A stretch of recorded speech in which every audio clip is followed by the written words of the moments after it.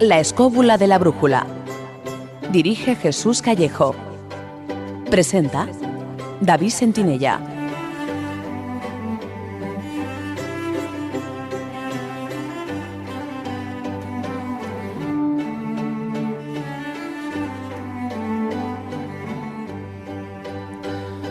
Buenas noches, amigos. ¿Qué tal estáis? Desde los estudios de Radio 4G os damos la bienvenida a una nueva edición de La Escóbula de la Brújula. Una edición en la que vamos a conocer y en algunos casos a redescubrir algunas de las mentes más prodigiosas que ha engendrado este país. No os preocupéis, no vamos a hablar de política, porque no sé si daría para mucho. Pero esta noche vamos a hablar de nuestros inventores, personajes que fueron capaces de diseñar aparatos, ingenios o tecnologías que llegaron a asombrar al mundo. Como veremos, no todos fueron famosos, tan solo una pequeña parte de ellos.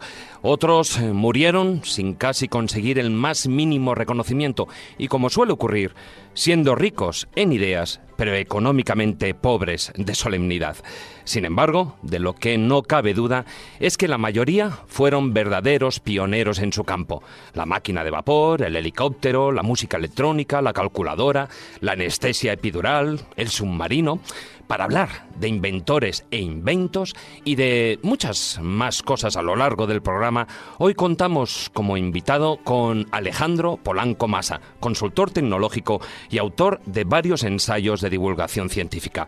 Pero ahora vamos con el sumario.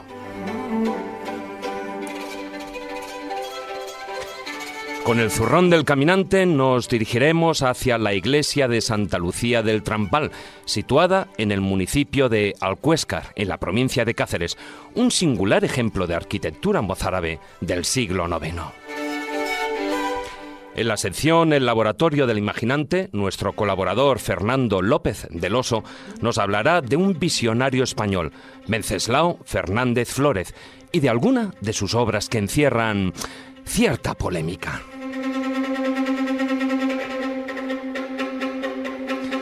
Más tarde, en el Filandón, seguiremos profundizando en los hombres y mujeres inventores, muchos de ellos grandes desconocidos, como decíamos, personajes hoy en día casi anónimos, pero que han sido grandes genios pioneros nacidos en nuestro país. Y pondremos la guinda final al programa con las enseñanzas y moralejas de los cuentos de Callejo. Así que ya sabéis, nos esperan 2 intensas horas repletas de forjadores de inventos e ingenios, en las que contaremos con Álvaro Calero en la parte técnica. Antes de entrar en materia, como hacemos siempre, os recordamos la dirección de nuestra página web, laescobula.com. Y también nos podéis seguir en las redes sociales. En Twitter, nuestro perfil es @laescobula7 y en Facebook, nuestro grupo oficial, La Escóbula de la Brújula. Y ya, sin más prolegómenos, ponemos en marcha nuestra particular escóbula voladora para viajar en el tiempo y redescubrir la gran capacidad de invención que detentaron grandes genios de nuestro pasado. Así que, comenzamos. Historia, leyendas, misterio, lugares mágicos. La Escóbula de la Brújula.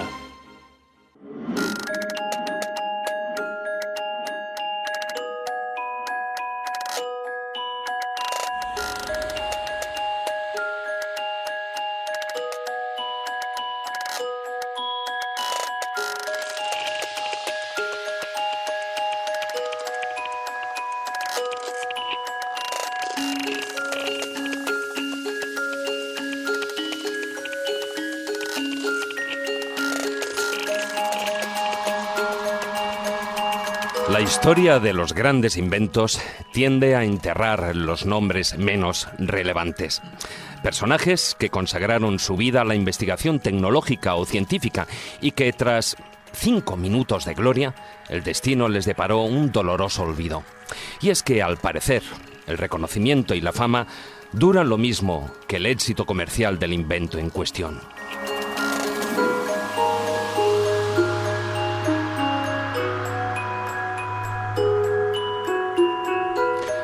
Los inventores españoles no se han mantenido al margen de semejante ostracismo.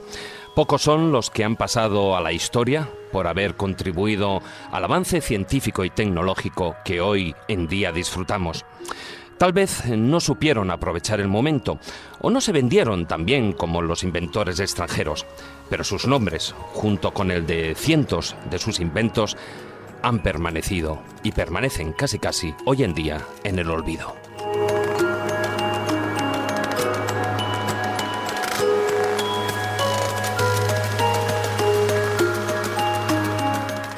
Muchos de estos inventos, que nacieron en España en épocas pasadas, a pesar de ser muy semejantes a las técnicas que utilizamos hoy en día, no tienen conexión directa con el presente. Otros se anticiparon tanto al futuro que dichos ingenios vivieron sus días sin pena ni gloria. Esta noche, en la Escóbula de la Brújula y junto a nuestro invitado, vamos a redescubrir a nuestros inventores del pasado y a tratar de darles el lugar histórico que se merecen. No os lo perdáis.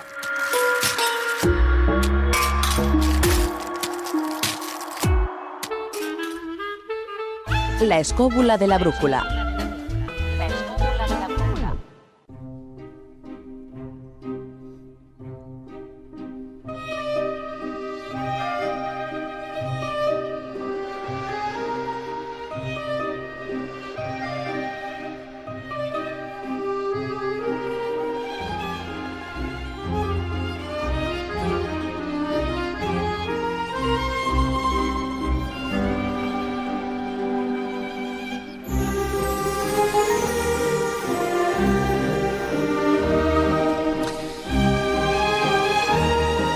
Hola, muy buenas noches, don Jesús Callejo. ¿Qué pasa, David? Aquí el pionero David. El pionero, bueno, por empezar, el primero, no por otra razón. Claro, te parece poco. Oye, España es un país rico en mentes inventoras, ¿no? Históricamente siempre se ha visto así. ¿Qué? Sí. Siempre se ha dicho que le ponemos un palo a algo y hemos inventado. Un chupa chups. Pero somos más que eso, incluso mucho más que aquella famosa frase de Miguel de Unamuno, que inventen ellos. Yo creo que estamos ya un poco tan acostumbrados, ¿no?, a ese tipo de productos, de proyectos que vienen de fuera, que no nos damos cuenta de que tenemos toda una cantera increíble en España, pero ya desde el siglo XVI en adelante. También es verdad que no sabemos vender muy mal, que no reconocemos a nuestros genios, que se tienen que ir. Muchos de los inventores que hablaremos esta noche pues tuvieron que hacer carrera fuera de nuestras fronteras, pero desde luego hay auténticos genios. Te puedo asegurar que muchos de los inventos hispanos realmente han cambiado nuestra concepción del mundo. Muy buenas noches, don Carlos Canales. Hola, buenas noches. Tú que sueles viajar y estar tanto aquí como al otro lado del charco, ¿es tan difícil innovar? ¿Es tan difícil el mercado internacional como para que nuestros productos pues no sean bien vistos o tan bien reconocidos como debieran? Bueno, como son tres temas y luego vamos a tener para debatir mucho, viene bien para ir separando cuestiones. La primera, yo no estoy de acuerdo con Jesús ni con Alejandro, como luego veremos. Yo creo que los grandes inventos españoles están siempre vinculados a un palo. Es evidente. Eso está bien. Está claro. A ver si hoy por fin hay polémica. La segunda cuestión, sobre la primera lo primero que has dicho, No, el problema español es que el invento nunca es algo aislado. El invento depende del entorno en que tú lo haces y no vale solamente con tu brillantez o tu conocimiento, sino en la capacidad práctica que tiene de utilidad lo que tú haces en la sociedad en la que vives. Y el otro error muy común es que el I+D, como llamaría ahora todo el mundo, que está muy de moda la palabra, y la innovación no son lo mismo. De hecho, una nación puede ser absolutamente... I+D, investigación y desarrollo. Una nación puede ser increíblemente innovadora y no tener un I+D muy potente ni muy brillante. Y al revés, pues tener un I+D fabuloso y no ser nada innovador. Si la innovación es una cosa que no tiene nada que ver. Por ejemplo, una empresa innovadora española es Zara, por poner un ejemplo. Zara no ha hecho gran cosa I+D, pero es una empresa de gran innovación. O sea, la innovación es creatividad, es otra cosa, es aprovechamiento de mercado, vista de oportunidad, y lo que la innovación muestra es el tener una sociedad dinámica. El invento, lo que sería el desarrollo del invento genial, no tiene por qué estar vinculado necesariamente a la innovación. Y el tercer punto, o elemento importante, es que ninguna de las dos cosas tienen que ver con la ciencia. Hay naciones con una gran ciencia o con una gran tradición científica absolutamente nulas para los inventos y terriblemente desastrosas para la innovación. Ejemplo, Rusia, por ejemplo. Rusia ha tenido grandes científicos no solo desde la época comunista, desde la época zarista. Es una nación de ciencia. Sin embargo, no tiene una gran capacidad práctica de aprovechamiento. ¿Por qué? porque su sociedad no es capaz de acoger bien el entorno de desarrollo científico con aplicación tecnológica. Sería como distinguir el mundo de los científicos, de los ingenieros y de los consumidores. Serían como 3 planos. Y eso se confunde mucho. Como voy a acabar ya esta pequeña introducción, porque hay mucho que hablar, solo decir que vamos a hablar hoy de una cuestión, que es los inventores españoles, y veremos que tú has dado con uno de los elementos clave. La mayor parte de ellos tuvieron que acabar haciendo sus grandes desarrollos en el extranjero. ¿Por qué? Pues porque les faltaban las 2 cosas de los 3 planos que acabo de decir. Ese problema que era grave en España, curiosamente ahora es peor, aunque la gente no se lo crea. O sea, ahora mismo se me echaría encima a todos. 1000 veces peor que hace 100 años. Pero 1000 veces peor. O sea, España inventa cada vez menos y de peor calidad. Y es falso lo que se dice. No, somos una nación científica. Mentira. Eso se ve en una cosa evidente. Pero la aplicación práctica del número de patentes. A ver, ahí yo creo que habría que hacer la separación que al principio estábamos hablando y a la que tú acabas de aludir. Sí. Es decir, los españoles por el mundo son inventores o los españoles en España son inventores. Inventan aquí. El inventor inventa normalmente en su país donde estudia, donde desarrolla su profesión. Lo que pasa es que luego, muchas veces, por ejemplo, el caso clásico aquí sería de la cierva. Luego, o sea, una persona de cierto nivel económico que tiene una idea muy buena, que la aplica aquí, pero que acaba comercializándola en el extranjero. ¿Por qué? Pues pura y simplemente porque tiene más facilidad para llevar un desarrollo industrial. Sí, son temas muy distintos. Leonardo Torres Quevedo. Claro, Torres Quevedo es el paradigma. Ahí lo tienes. Acaba haciéndolo todo fuera. Pero no tiene que ver tampoco con eso, porque eso a veces puede tener explicaciones razonables y no hacer peor tu situación. Por ejemplo, Suiza. Dicen, Suiza no inventó nada sobre el reloj de Cuco. Bueno, no es verdad. Pero aparte de todo, los grandes inventores suizos, por muy bien que se viva en Suiza, por muy rico que sea Suiza, no suelen desarrollar sus grandes creaciones en Suiza. ¿Por qué? No porque sean torpes o porque Suiza esté mal, sino porque no son idiotas. Lo normal es irte a un país que tenga un mercado más grande. No vas a hacer una genialidad en un país como Suiza. Se trata simplemente de que hay un montón de elementos que no tienen por qué ir en contra de la creatividad de una nación y que no se suelen tener en cuenta. Es que el tema de hoy es para debatir y mucho, ¿eh? Sí, y además hay otro campo que nuestro maestro Juan Ignacio Cuesta también está ducho en la materia, porque no solo en España que no les damos pábulo a nuestros inventos, a nuestros propios inventores, pero ahí también estamos entrando en el terreno de la publicidad, en el terreno del marketing, es decir, hay que saber vender. Muy buenas noches, maese. Pues sí, porque si hablamos de inventos también podríamos hablar de inventos desde la perspectiva sociológica, digamos, de la almirez. Sería asombroso entrar en las casas de muchísimos españoles que se paran todo el santo día urdiendo inventos que a veces son simples juguetes que luego resultan absolutamente asombrosos y que funcionan, pero que efectivamente, por falta de publicidad, por falta de dinero, por las dificultades de las patentes o por 100.000 razones, eso no sale del lugar en el que se ha creado. Este señor que aparece el otro día, no, pues que yo he inventado un váter que se limpia él solito, he inventado una cama que se hace ella solita y cosas así. O sea, la gente está urdiendo continuamente cosas. Incluso un servidor que un día se encontró en un descampado un montón de válvulas y cacharros y construyó una radio que cogía todas las emisoras del mundo, lo único que las cogía a la vez. Eso sí que es un buen invento. Pero quiero decirte que detrás de cada persona, digamos, ligeramente habilidosa, siempre hay un ingeniero capaz de encontrar un mecanismo y tal. No es que sean todos, pero sí que hay muchos que, como dice aquel, aquí hasta el más tonto hace relojes. Sí, pero bueno, me ha gustado eso de todas a la vez, ¿eh? Habría que ver eso cómo se desentraña. Y también está con nosotros en el estudio Alejandro Polanco Masa. Hola, muy buenas noches. Bienvenido a la Escóbula de la Brújula. Hola. Eres consultor tecnológico, autor de varios ensayos de divulgación científica y editor de Tecnología Obsoleta, un famoso y recomendable, desde luego que sí, blog sobre ciencia y cultura. Además, también has publicado una novela de ciencia ficción, El viaje de Argos. Sí, sí. Antes de continuar, porque bueno, luego hablaremos de todos los otros libros, pero ¿de qué va esa novela? Explícanos un poquitín, porque sé que tienes una mente muy fructífera al respecto en cuanto al mundo de la fantasía y de la investigación. Fructífera o alocada, depende de cómo lo veas. El viaje de Argos es una mezcla de novela histórica y novela de ciencia ficción. Utiliza muchos ladrillos reales, ladrillos en el sentido de elementos. Estoy construyendo una casa. Sí. Historias reales, absolutamente, desde hace unos 10.000 años para acá. Son unos pocos añitos. Uh-huh. Y crea toda una especie de línea argumental con 2 líneas paralelas, en realidad. Una sucede en el presente, con una historiadora bastante alocada, y otra de unos personajes un tanto extraños, que son inmortales. Pero son inmortales porque han aprendido a utilizar cierta esencia química que descubrieron hace milenios, que cae del cielo. Bueno, es que no quiero destriparlo. Es un spoiler casi, ¿eh? No, porque claro, eso se cuenta al principio de la novela. O sea, eso se cuenta. Hay un mapa en el medio que nos va guiando. A ver, esto es como un book trailer. A ver. Sí, tú imagínate. Te colocas en la prehistoria y de repente los hombres prehistóricos en el norte de España, en un lugar muy concreto, se sitúa la acción en el norte de Palencia, ven... Que sea el palentino no tiene nada que ver, ¿eh? No, claro que no, desde luego es algo improvisado. Bueno, ven que un gran cometa surca el cielo. Tú imagínate el terror que podía causarles. Sufren un ataque de una, digamos, etnia rival. En realidad lo que estoy dejando caer es que aquellos eran neandertales y luego había una especie de pequeño conflicto con los que seríamos nosotros, aunque bueno, eso ya sabéis, ahora resulta que somos híbridos, pero bueno, eso dicen algunos. El caso es que descubren que cierto polvillo, por así decirlo, o sustancia que está en la atmósfera y que proviene de las lluvias de cometas,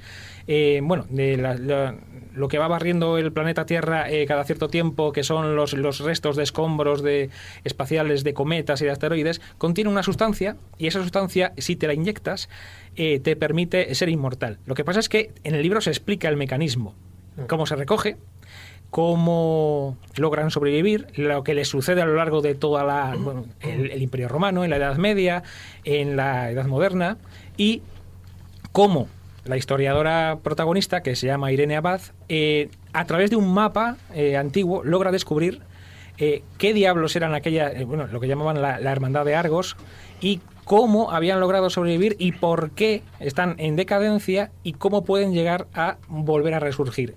Y de paso, suceden cosas muy raras, algún que otro asesinato. Y como se suele decir, hasta ahí se puede contar. No se puede contar más, pero déjalo.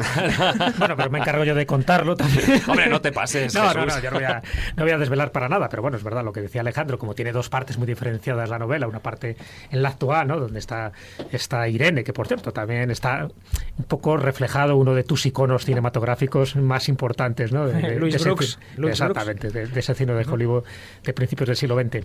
Pero la otra parte, claro, al ser inmortales, es decir, al buscar esta esencia, que no deja de ser también como una especie de proceso alquímico, va pasando por distintas épocas, lo que lo hace también apasionante la novela. Es decir, y según en qué época se está desarrollando cada una de las acciones, pues la documentación y el sistema social, político y económico, pues también quedan descritos, con lo cual es como un viaje en el tiempo, es como meterte en una especie de máquina, de un crononauta, o de un anacronópete, y te vas visitando. Además lo digo también con idea porque es uno de los personajes que posiblemente salga y que también lo ha mencionado. Pero sí que mencionas un personaje que yo no conocía hasta el momento que leí tu novela, ¿no?, y que luego veo que también aparece en tu otro libro, Made in Spain, que es Francisco León Hermoso. Ese me parece un personaje fascinante, pero que de alguna forma nos sirve de enlace para las dos cosas que vamos a comentar.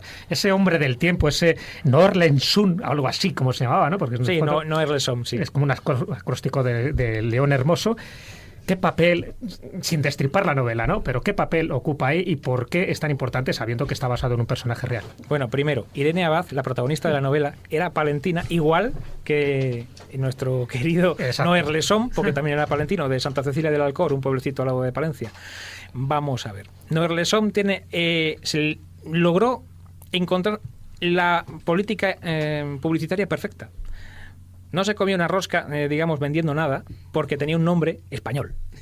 O sea, aquí no le hacía nadie caso. Él era una especie de hombre del tiempo, de finales del siglo XIX, que era capaz de hacer unas previsiones, bueno, que hoy en día tampoco serían muy espectaculares, pero para la época eran realmente impresionantes, a varios días vista. Llegó a hacer previsiones que se cumplieron. Lo hacía de una manera muy sencilla. Lo que hacía era revisar toda la documentación que le llegaba del extranjero, hacía unos mapas excepcionales y conocía muy bien cómo crear una especie de vista global del tiempo que iba a hacer, sobre todo en la zona de Madrid. Bueno, nadie le hacía caso. Hasta que un día un periodista amigo le dijo: oye, ¿por qué no te buscas un nombre que suene extranjero? O sea, a ver, en serio, que suene de fuera. Sueco, ¿no? Vaya nombre que se fue a ¿En serio? buscar. No, pero de todas formas, lo que estáis contando es que te suena una película de Tony LeBlanc. Es que es verdad. Es que es terrible, o sea, es que España era un país de paletos, literalmente. No, pero es que no le pasó. funciona. A ver, pero este era un genio. No, pero digo el entorno, para que funcionara eso. sí, pero era un genio que hasta que no se cambió el nombre y empezó a firmar como Noerleson, que suena rarísimo, pero decían, oye, este tío debe ser sueco, no, o noruego.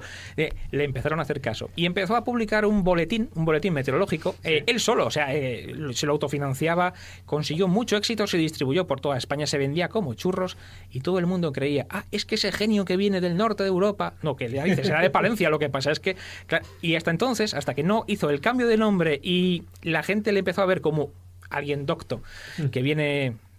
Vete a saber dónde. Sí. Pero este tiene que saber mucho, ¿no? Pues venga. Hombre, nadie es profeta en su tierra, No, eso en es serio, lo que pero dice. es que la Pero historia de este artistas, tío- cantantes, magos. De verdad, David, es que la historia de la película de paletería Fernando Fernández Gómez, hispana. El fenómeno, si es que es igual. Pero qué triste que tenga que ponerse en Orleson para que le hagan caso. De hecho, está considerado como el primer divulgador de la meteorología en España. Sí, aunque los meteorólogos profesionales de la época no le trataban bien, también hay que reconocer que con cierta razón, porque él, digamos que no tenía una formación científica al uso y le veían como alguien raro. Tuvo un conflicto con la gente del Observatorio Nacional y hubo bastante polémica en la prensa. Aunque muchos sabían que él firmaba con seudónimo, no le querían romper la ilusión. Básicamente las ventas del boletín venían porque la gente creía que realmente era un doctor que venía del norte de Europa a contarnos cómo va a hacer el tiempo. Y nunca salió de Palencia, ¿no? Déjame, Alejandro, hacerte un comentario. Pero, ¿por qué este caso? Pues muy sencillo, porque muchas veces el tipo que más sabe de una cosa no es el doctor ni el universitario, sino el forofo. Y es posiblemente este caso. Sí. No, bueno, hay que reconocer que lo que publicaba Noerleson era muy detallado, muy minucioso. Por cierto, leía en inglés. Esto es novedad, final del 19 en España. Desde luego. Repasaba publicaciones norteamericanas, británicas, también alemanas, y él sacaba conclusiones muy buenas. De hecho, acertaba. O sea, Como acertaba, no tenía titulación, pero No. autodidacta completamente y posiblemente más investigador y estudiosos que muchos que se jactaban de ello. él dice que aprendió a conocer el tiempo, y esto es muy curioso y lo vais a entender, cuando era pastor en su pueblo. Me imaginaba. Porque pasaba las noches viendo las estrellas, entendiendo cómo iban cambiando en lo que era el día, desde que amanece hasta que anochece, y luego de noche también, y él llegaba a sentir cómo eran los ciclos anuales, los ciclos diarios, mensuales, y eso le llevó le impulsó a aprender, a repasar todo tipo de documentación, de libros, y sí, salió de Palencia y vino a Madrid, y en Madrid es donde editó su famoso boletín, el boletín de Noerleson. Que era quincenal, pues yo digo que no salió de Palencia, de Madrid, que no tuvo más contacto con el extranjero, ¿no? A pesar de la fama que adquirió. Se suscribía a todo tipo de publicaciones que vendrían de fuera. Sobre todo, la meteorología estaba bastante desarrollada ya en esa época en Inglaterra, y le interesaba muchísimo. Claro, sus mapas eran buenísimos, y si a un agricultor le podía alertar de cualquier tipo de inclemencia del tiempo que iba a llegar, eso valía Bienvenido era, por supuesto. Es que le pagaban lo que fuera, a pesar de que tuviera polémicas con astrónomos de carrera o con meteorólogos de carrera. Pero él ya se había hecho un nombre extranjero, pero se lo había hecho. Bueno, pues ahí teníamos esa novela, El viaje de Argos, bajo el sello Glifos Publicaciones. Y bueno, y también bajo este sello editorial, en esta editorial, acabas de publicar Made in Spain. Vamos a pronunciarlo así, como no en gringo, como diría Carlos.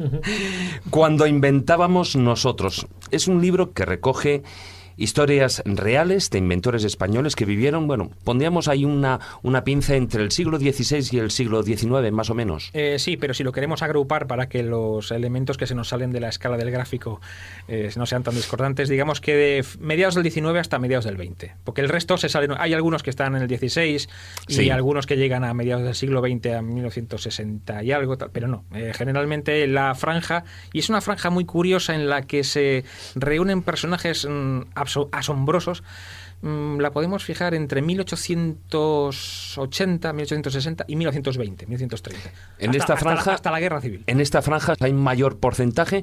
¿Se desarrolló más la inventiva o pura casualidad? No, pero los personajes que ahí aparecieron son asombrosos.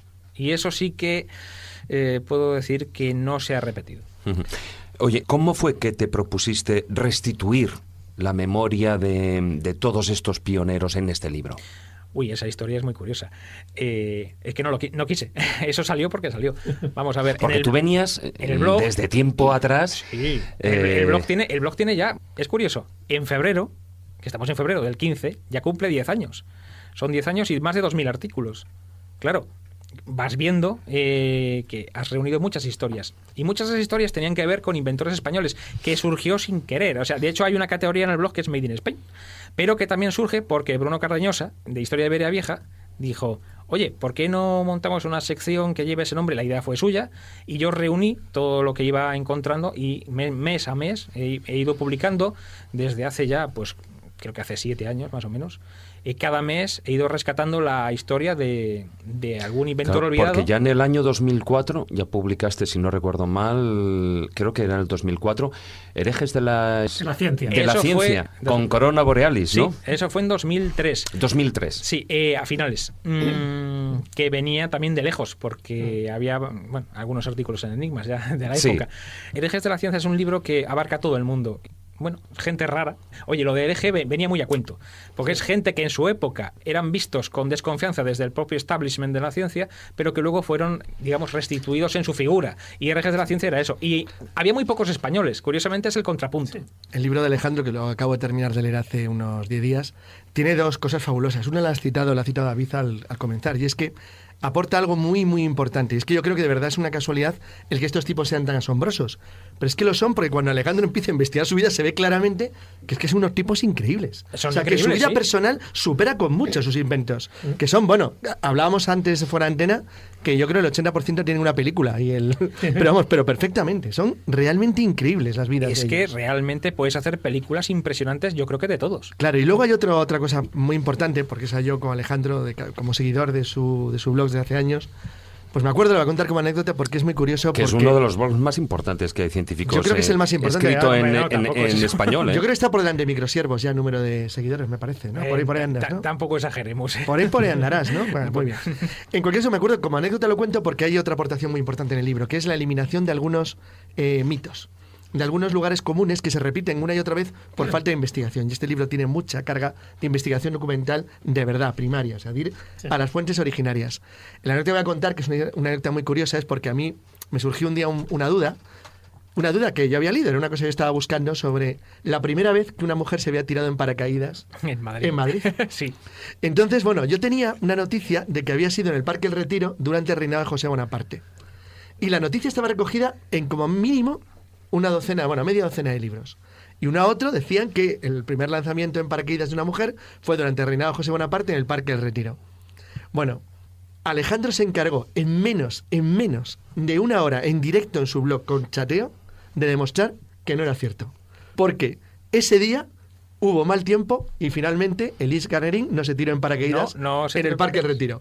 Yo tardé un día más en encontrar otra referencia de un periódico porque resulta que Larra le llevan de niño a ver ese lanzamiento en paracaídas que nunca se celebró y lo cita. Entonces, quiere decir que muchas veces el error, la falta de investigación hace que la vida de todas estas personas, de los que son más conocidos, porque algunos son absolutamente desconocidos, se ignoren completamente o tengan tal cantidad de errores sobre su realidad que hace todavía más interesante el libro, porque limpia un montón, quita un poco el polvo de lo que es la historia de estas personas y lo hace aún más interesante, porque realmente es todavía más raro y más extraño. Es que lo básico es ir a la fuente primaria. Claro. Lo que no, a ver, pero eso no lo hace nadie. Así debería ser. Claro, lo que no se puede hacer es, vamos a ver, aquella persona repitió que luego repitió otro, el que repitió que le dijeron que le habían contado. No, hombre, no, eso no.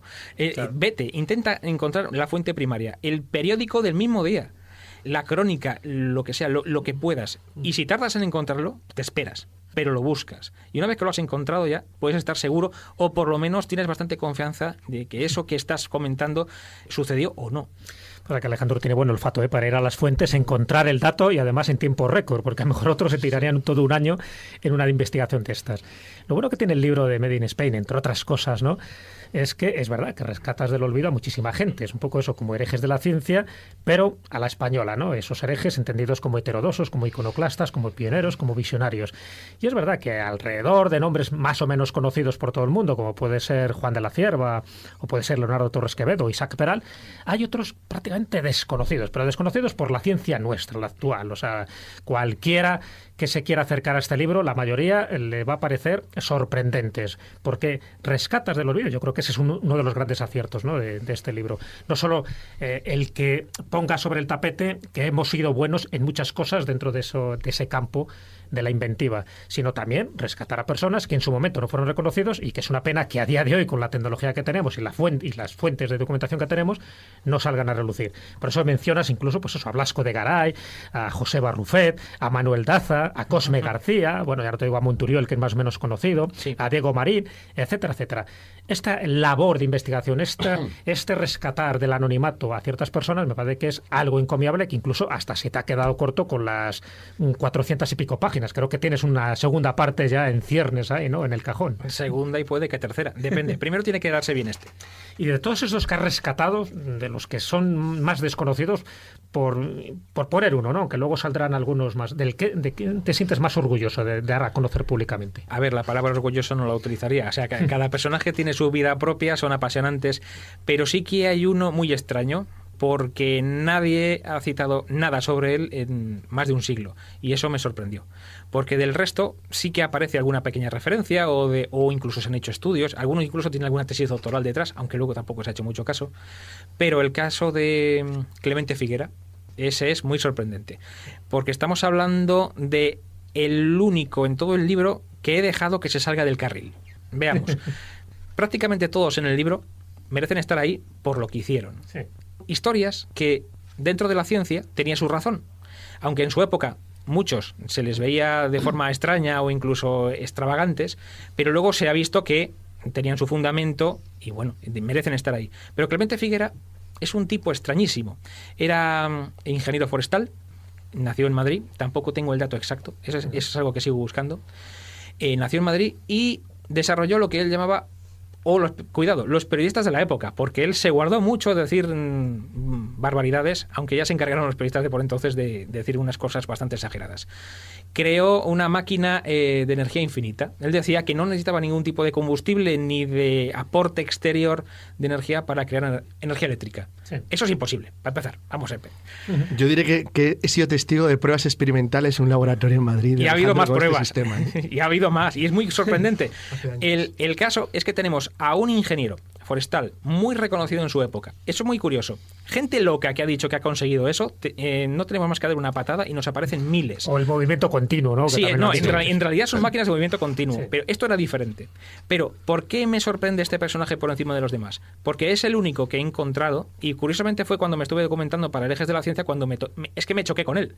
Me encontré de repente con un personaje que decía haber creado algo imposible, pero que no era un loco, no era un don nadie, porque este hombre estuvo contratado durante varios gobiernos por el Ministerio de Fomento. De hecho, estudió en Madeira cómo importar cierto tipo de plantas en Canarias, viajó por Europa, tenía contactos de altísimo nivel y llegó a altísimos cargos cuando falleció en Barcelona a principios del siglo XX, con una hoja de servicios intachable. O sea, no era un loco ni un charlatán, pero curiosamente, visitando la oficina de patentes, el archivo histórico, no porque hay que decir que la oficina de patentes se divide en España, tiene un archivo histórico que llega aproximadamente hasta la Guerra Civil, en el que están todas esas patentes anteriores, que son absolutamente sorprendentes, muchas de ellas, y que está en el edificio de Hacienda, en Madrid, abajo, en el sótano, y que ahí hay gente que también merece un reconocimiento, hay unos funcionarios que merecen ser reconocidos por el trabajo que están haciendo, recuperando esa parte de historia olvidada, y ahí encontré las patentes de Clemente Figuera, que son absolutamente increíbles, porque simplemente lo que nos explicaba era que en su casa de Canarias él conseguía autoalimentarse de energía eléctrica con una máquina de resonancia magnética, extrañísima. El asunto todavía continúa, o sea, se sigue investigando, y opinión personal, yo no tengo ni idea si realmente lo logró, y tampoco voy a decir si lo hizo, porque para empezar, teóricamente eso es imposible. Pero, dada la solvencia científica, el personaje, su vida y lo que plantean las patentes, no descarto que algo realmente increíble sí se llevara entre manos. Lo malo es que falleció repentinamente ya a principios del siglo XX y se perdió su pista. Tanto se perdió que nadie más volvió a mencionarlo en ninguna publicación, y eso que me ha sorprendido y lo he estado buscando por todas partes. desaparece completamente. Aparecen pequeñísimas referencias a su trabajo como ingeniero forestal y como funcionario del Estado, pero no de esas referencias, porque aparecen en muchos periódicos. Pero sí llegó a haber una referencia sobre el extranjero, ¿no? Sobre lo que había construido, sí, ¿no? Porque alguien se acordó de él. Resulta que es el único español que Nikola Tesla cita en sus... efectivamente. Exacto. Nikola Tesla, en una carta de 1902 a un amigo suyo, cita a Clemente Figuera. ¿Y por qué?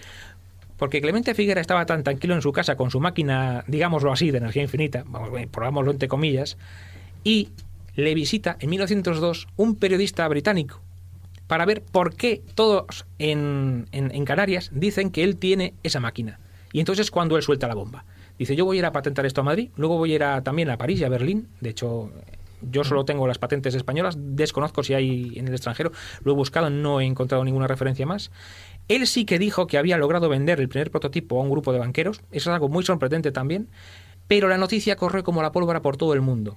Y tengo recopiladas más de 200, que en realidad es la misma, repetida una y otra vez, crónicas de cómo aquel periodista británico le visitó, lo comprobó, lo vio, y Nikola Tesla le cita en una de sus cartas, y creo que es el único español que es citado. De hecho, en la exposición sobre Nikola Tesla que hay ahora mismo aquí en Madrid, que creo que ya van a hacerlo dentro de poco, no sé, la próxima semana. Ya, pues poco queda. Hay un panel en el que, bueno, yo he colaborado en el montaje de esa parte. Hay un panel. Sí, que se te cita. Se me cita. Se te cita, sí, señor. Creo que inmerecidamente, porque lo que hay que citar es al personaje, no a quien lo ha descubierto. Entonces, Clemente Figuera aparece ahí porque, digamos que sería, entre comillas, un Tesla español. Un tanto extraño, pero es alguien que tenía una máquina para crear energía eléctrica. Las patentes, por cierto, están ahí. Yo las tengo en el blog, cualquiera las puede consultar y quien se anime.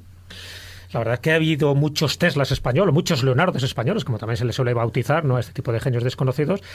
Y cuando hablamos de energías, acabamos de citar esto a Clemente Figuera, que verdad que es digno un poco de rescatar, porque nadie sabía nada de él, pero me he dado cuenta que todos aquellos inventores españoles que tuvieron algo que ver con las energías, sobre todo las energías renovables, también han pasado sin pena ni gloria. Me estoy refiriendo a Isidoro Cabaníes, ¿no?, que creó un generador eólico solar, que ahí nadie sabe quién es, José Barrufet y su marmotor intentando sacar la energía del mar, de las olas marinas, pero fíjate, estamos hablando del año 1884, o Federico Molero, ¿no?, el de la energía solar, el pionero de las células fotovoltaicas. Nadie sabe nada de este gente. ¿Qué pasa? ¿Que un españolito que se meta en energía se queda ahí electrificado por el olvido? En realidad, si nos fijamos en los que aparecen en el libro, da igual que se metan en energías o a fabricar da igual, ¿no? Yo creo que acabaron mal casi todos.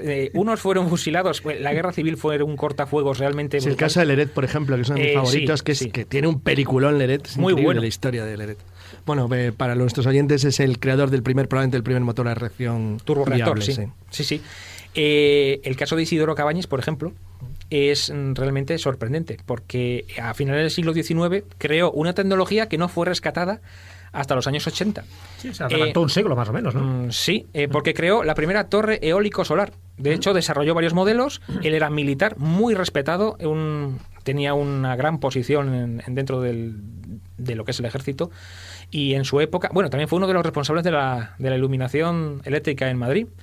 Y pasó un siglo, nadie se acordó de él, hasta que unos alemanes llegaron a Manzanares, Ciudad Real, y en los años 80 montaron un engendro extrañísimo, que allí se preguntaban qué diablos era eso, una especie de gran torre hueca con un invernadero en la base.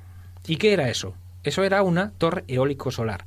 El calor del sol incidía en el invernadero, se generaba una corriente de aire caliente que lógicamente intenta ascender. Y su única vía de escape es una torre hueca en la que pones una turbina eléctrica. El experimento de Manzanares era la materialización, un siglo después, de lo que el genio de Isidoro Cabañas, que por cierto también creó un submarino a la vez que Peral, ya te digo que era un genio absolutamente inclasificable, Cabañas lo había soñado un siglo antes. Nadie más volvió a mencionarlo hasta pasado ese siglo. Hay muchos personajes que irán saliendo a lo largo del programa, luego ya en el filandón iremos más a saco con muchos de ellos, pero sí que me gustaría nombrar a uno que posiblemente, digamos, fueran los antecedentes de ese libro, porque era un personaje visionario. Él era sacerdote, botánico, geográfico, matemático, etcétera, ¿no? Pero se le conocía sobre todo como el sabio de la vacuna. Estamos hablando de José Celestino Mutis. Él realmente lo que inventa es un método de investigación.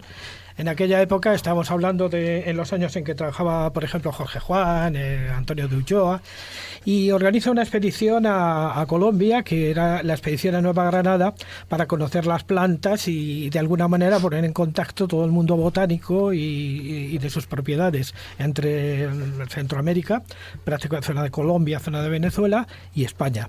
José Celestino Mutis empieza a incorporar los dibujos como un aporte, unos dibujos extraordinariamente artísticos, como un aporte a su manera de describir cada una de las cosas que iba encontrando. Porque muchos científicos, no sé si se sabe demasiado así a nivel público, han sido también muy buenos dibujantes. No olvidemos a Ramón y Cajal, que era un dibujante extraordinario. Pero nada como José Celestino Mutis, porque además me es muy cariñoso hablar de él, porque yo tuve la oportunidad de maquetar precisamente el libro que se llama La flora de la Nova Granatensis. El libro del que solo se imprimieron 500 ejemplares, se quemaron las planchas y todas estas cosas porque fue un encargo de la Casa Real para hacer unos regalos. Y donde figuran una descripción absolutamente minuciosa de plantas que aquí no se habían visto ni por el forro un calcetín. O sea, cosas troseras, plantas. Bueno, dio nombre a una de las plantas, la mutisia. La mutisia, efectivamente. Apareció en uno de los billetes, no me acuerdo si era de 500 pesetas, algo así en la época de las pesetas. Pero es que es muy curioso porque algunas de las especies que figuran en el libro es que se parecen muchísimo, y esto lo sabe la gente que conoce el mundo del misterio, a las que hay en el manuscrito Voynich y jamás se han vuelto a encontrar. ¿Dónde las encontró? Por eso quería traer aquí a José Celestino Mutis. Mira, ya ha resuelto el manuscrito Voynich. Resulta que lo hizo Mutis. Hay una teoría últimamente del manuscrito Voynich interesantísima. Dice que realmente está describiendo ni más ni menos que la Divina Comedia de Dante. En fin, teorías absurdas hay. Bueno, Mutis salía con su careto en los billetes de 2000. Yo sí, de 2000. Pero da igual, porque nadie sabía quién era Mutis. Con lo cual venía un tipo con una lupa y dice, ¿este qué será? Con los billetes ahí una de planta, color anaranjado. Una plantita, es verdad. Sí, pero es que precisamente yo antes mencionaba que era conocido como el sabio de la vacuna, que de hecho se escribió un libro al respecto. Pues fue precisamente por una epidemia que hubo en 1782 allí en Nueva Granada. Es que él hizo una labor de campo muy interesante con los propios chamanes de la selva. Es cuando empieza el primer contacto de lo que se llaman los hombres medicina, o son los hombres que curan el espíritu y gracias al espíritu curan el cuerpo de la gente. Es donde empiezan a aparecer la rana esta, que no recuerdo ahora exactamente el nombre, y donde se empieza a conocer la ayahuasca, nada menos. O sea, que la expedición aquella fue verdaderamente judiosa y nadie sabe nada de él, excepto que salió en los billetes de 200 pesetas, me parece. 2000. No hay que rebajar la categoría. Pues la gente tampoco sabe eso, así que no te preocupes, tampoco saben eso. Pero, fíjate, ya que estáis hablando del hombre de la vacuna, la primera expedición humanitaria de la historia es española, es a principios del siglo XIX y es de Francisco Balmis. Es decir, que va a curar a cientos, a miles de personas contra la viruela, es decir, llevan una vacuna, además de una forma muy curiosa, ¿no?, que algún día comentaremos, y al final, tanto a niños de América como de las islas del Pacífico les curan gracias a esto. Es la primera expedición humanitaria del mundo y que muy poca gente la conoce, la de Francisco Javier Balmis. Bueno, pues habiendo tocado este gran personaje, vamos con la primera de las secciones.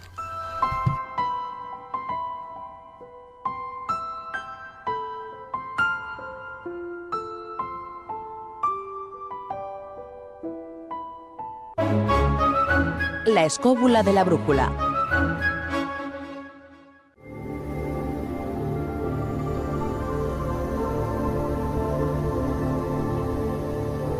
El zurrón del caminante.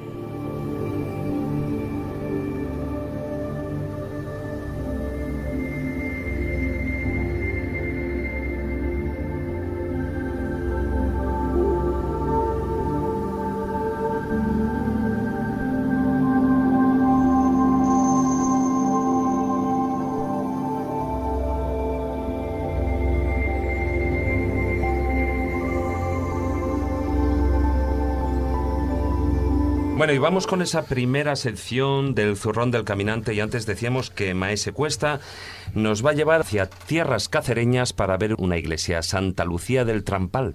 Sí, señor. ¿Por qué? Porque ya que estamos hablando de inventos, vamos a hablar del invento de un santo, en este caso de una santa.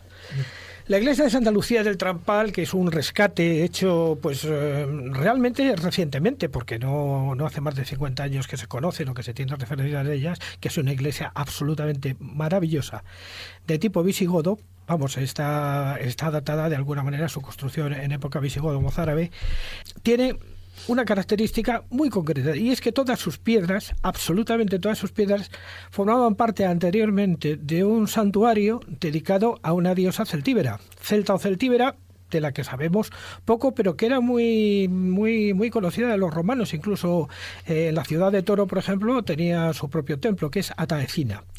Ataecina, que hacía pareja de alguna manera con otro dios que es Endobélico, que era el dios de las profundidades, el dios de la sabiduría, el dios de la fuerza, un dios ectónico, digamos también de oscuro origen.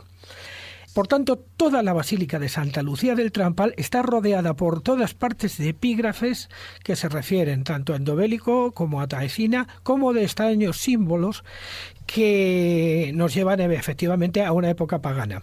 Por eso estoy diciendo que efectivamente de un santuario pagano nos hemos inventado a una santa cristiana que además es muy sospechosa, porque a pesar de que tenemos en las geografías de Guillermo de Vorágine la referencia a Santa Lucía, y teniendo en cuenta que está en Ataecina y Endobélico, no se referiría a Lug, que era, digamos, el dios principal del panteón celtíbero. No sé, no lo puedo afirmar, pero es sospechoso. Sí, además, Dios era el dios de la luz, y de la luz también es un poco lo que representa Santa Lucía con lo de la vista, que vuelve otra vez a tener esa especie de claridad de mente, más bien. Pero sobre todo, efectivamente, la claridad de mente, que además tú sabes perfectamente, Jesús, que está conectada también con otro fenómeno que se produciría luego en la Edad Media, que es la Virgen Blanca, la que curaba a los ciegos. A los ciegos físicos o a los ciegos espirituales, que es la que está en Villalcázar de Sirga. Porque parece como que esto es un tema recurrente que ha ido funcionando a lo largo del tiempo. Y bueno, ya que estamos aquí, quiero citar a dos sabios que son de la zona, los dos nacidos en Logrosán, curiosamente, y que han investigado todo este tipo de cosas, cada uno dentro de su propia materia. El primero, prácticamente desconocido por alguien que no sea extremeño, es Juan Sorapán o Iván Sorapán de Rieros. Un médico español del siglo XVII, nacido en 1572 y muerto en 1638, que es famoso fundamentalmente porque fue inquisidor en Granada y en Llerena, pero además fue el médico de la Inquisición de Llerena, ¿no? Efectivamente, pero sobre todo porque recogió la medicina popular y la gastronomía popular en un libro de refranes, que es el único que escribió en su vida y que es absolutamente único, de donde salen muchos refranes que hoy día conocemos, como ese famoso refrán de si quieres llegar a viejo joven, come como un viejo, o como por ejemplo de ese comino y aceite te evitarán el aceite. O sea, una serie de dichos que se decían en toda la región, que están recogidos, son 42 dichos muy perfectamente analizados, evidentemente en el lenguaje propio de su época, y es absolutamente asombroso. Y otro de los investigadores, y este sí está bastante relacionado con Santa Lucía del Trampal, es uno de los grandes personajes peor reconocidos de España, Rosso de Luna. Mago rojo de Logrosán, ¿no? El mago rojo de Logrosán. Ese sí que tocó todos los palillos. Un teósofo, ateneísta, un hombre capaz de encontrar, estudioso de la lengua ógmica, estudioso de todo tipo de cuestiones. Descubridor de un cometa. Bueno, dicen que un cometa lleva su nombre, pero no es cierto. Sí, parece que se lo reconocen incluso hasta 6 estrellas temporarias, ¿no? Lo que llamaríamos nuevas partículas. Realmente el cometa se llama Rordame Keniset. Sí, pero le pusieron el nombre en su momento. Lo que pasa es que ya luego se cuestionó. Bueno, pero yo quería recordar a este personaje que prácticamente solamente se conoce en Cáceres y que es absolutamente fundamental para entender la teosofía en España y lo que es la heterodoxia a lo largo del siglo XX, sobre todo con el velo de Isis, por ejemplo. Inventó el kinetorizón, una especie de planisferio para descubrir las constelaciones, en fin, sin ayuda de especialistas y sin ayuda de astrónomos. O sea que la verdad que fue uno de sus grandes inventos y por supuesto por medio de la electricidad, para que lo pudieras también ver por la noche. Es una cosa muy parecida a un planisferio, pero con una cierta tecnología. Así que el tío era un genio en todos los ámbitos. Y sobre todo por la relación sentimental que tiene con nosotros tres desde hace muchísimo tiempo, su gran libro, El tesoro de los lagos de Somiedo, que es una recopilación de leyendas absolutamente cántabras, absolutamente extraordinarias, donde he sacado yo la del río Asón. Asturianas. Asturcántabras. Asturcántabras, y luego además tiene una aportación muy interesante y muy curiosa sobre la mesa de Salomón. También. Sí. Uno de los teóricos del lugar donde podía estar la famosa cueva de los cerrojos. Bueno, pues vamos a terminar con el Zorro del Caminante con un poquito de música. Y ya que estábamos en Extremadura, vamos a traer al gran poeta extremeño que escribió en Castuera, que se llamó Luis Chamizo, y que hizo unos poemas escritos en la lengua propia de los que hablan allí, el castúo, se llama El Miajón de los Castúos. Vamos a tocar algunas de las frases que aparecen en El Miajón de los Castúos. Tocan las campanas, la gente se alegra, unos buenos mozos cantando flamenco, hacen gorgoritos en una taberna, tocan las campanas, tocan dando vueltas, y así tocan siempre los días de fiesta. Hay riñas de gallos en la resolana de las corraleras, y en el Altozano junto a los civiles unos zagalones se juegan las porras, los viejos se apiñan las viejas, haciendo la putra de la gente nueva. Se arriscan las mozas y van peripuestas, haciendo los guapos cañuelos de ses, goliendo a manzanas, goliendo a camuesas, van en carretillas, haciendo pinitos, camino de la iglesia. Recomiendo a los amantes de la cultura popular que se lean El Miajón de los Castúos. La escóbula de la brújula. Todos los viernes a medianoche en Radio 4G. El laboratorio del imaginante.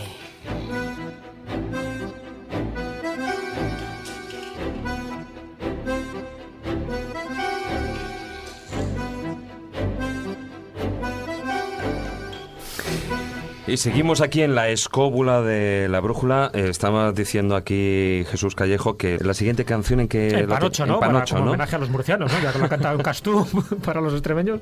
Él, como se sabe todos los idiomas, todos los localismos, pues quedaría muy bien. Bueno, a quien sí que se sabe todos los localismos, por supuesto, es nuestro colaborador, nuestro amigo Fernando López del Oso. Hola, muy buenas noches. ¿Qué tal? Buenas noches, David.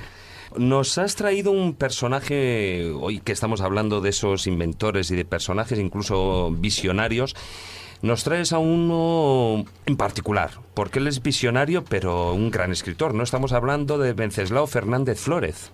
Sí, señor, me he dejado imbuir por el espíritu de Made in Spain y entonces he traído del injusto olvido, o relativo olvido, a alguien que se merece la pena estar mucho más presente en la literatura actual y en nuestros lectores, ¿no? Bueno, en nuestros oyentes. El Bosque Animado sí que le puso un poco, en fin, en su lugar, ¿no? Gracias al éxito de la película, porque es verdad que hasta ese momento, a pesar de que fue un auténtico bestseller, ¿no? Wenceslao Fernández Flórez, tanto en Galicia como en el resto de España, luego pasó bastante desapercibido. También es verdad que tuvo sus más y sus menos en cuestiones políticas y al final eso también le perjudicó. Pero el Bosque Animado, las dos versiones que se han hecho del Bosque Animado, yo creo que se le ha rescatado un poco, ¿no? Sí, yo ayer vi al detestable Fendetestas.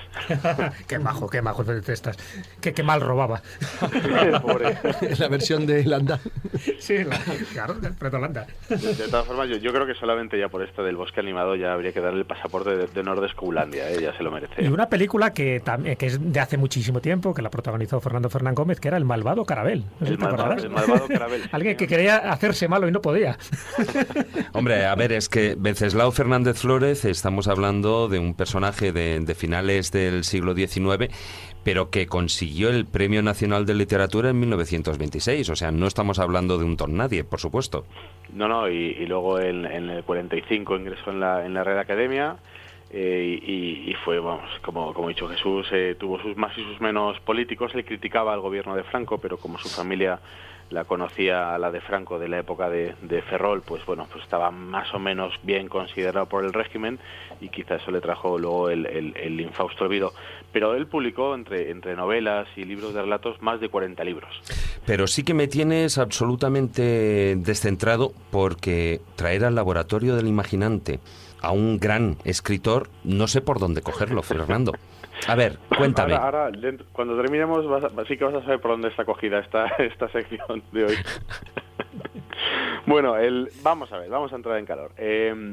Digamos que vamos a hacer la sección hoy un poquito al revés, ya que estamos con Wenceslao, que está aquí sentado a mi lado. Pues vamos a empezar por el imaginante en vez de por el laboratorio, y vamos a ver por qué se ha hecho acreedor hoy de traerlo aquí con un programa como el de hoy, que está reivindicando a estos pensadores y estos creativos nuestros.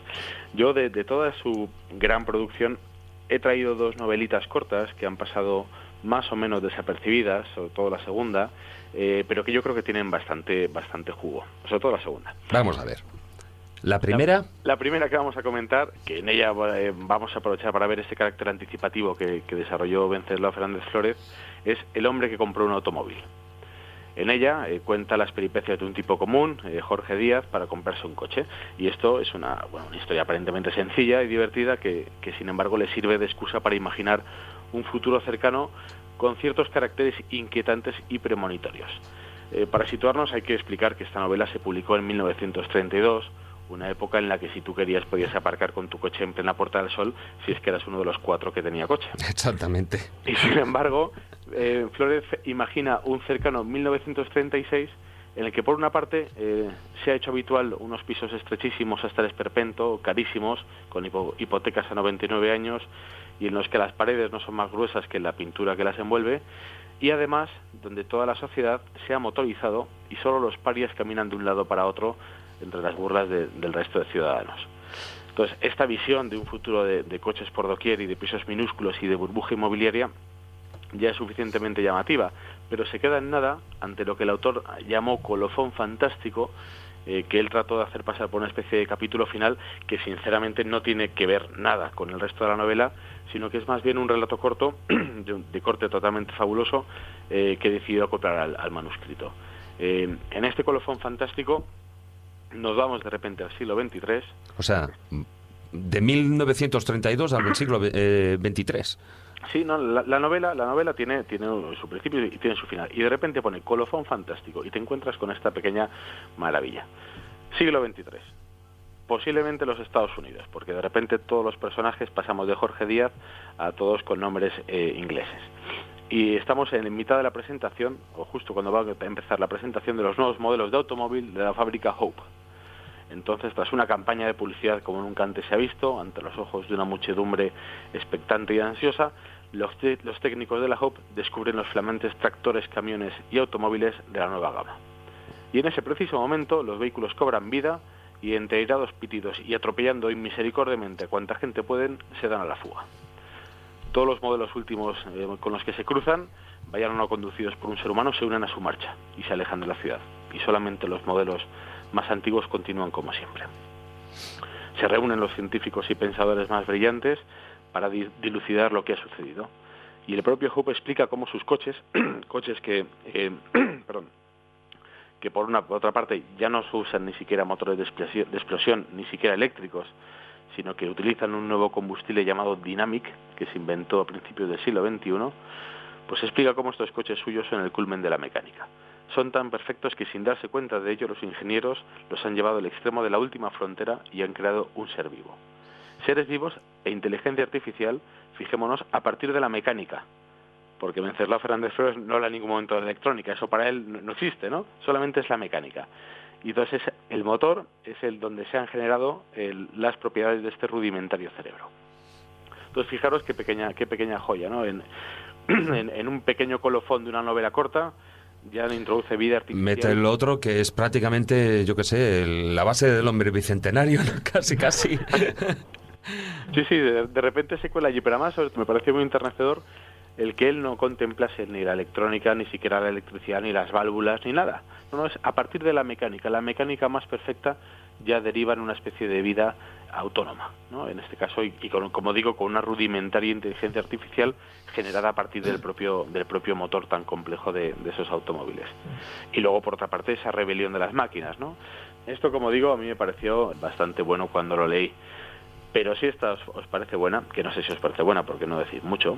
Estamos escuchando aquí la historia y de ese colofón fantástico que decíamos, bueno, ¿y qué tiene que ver esto con el resto, con toda la primera parte de la novela, no? Como digo, es un acople bien remachado, pero es curioso porque cuando lo lees alguna crítica de alguien que ha leído el librito, todo el mundo se queda igual. Dice, esto no tiene nada que ver con el resto, pero es que es lo mejor de todo el libro, ¿no? Hombre, aparte de lo de las hipotecas a 99 años, que no estamos ahí, pero casi. Espérate, dales tiempo. Bueno, estamos cerquísimos. No creas, hay veces que sí que las tienen. Claro. Cuando él escribe, cuando él escribe eso es un factor de estabilidad. Eso era, por ejemplo, típico ya de los suizos.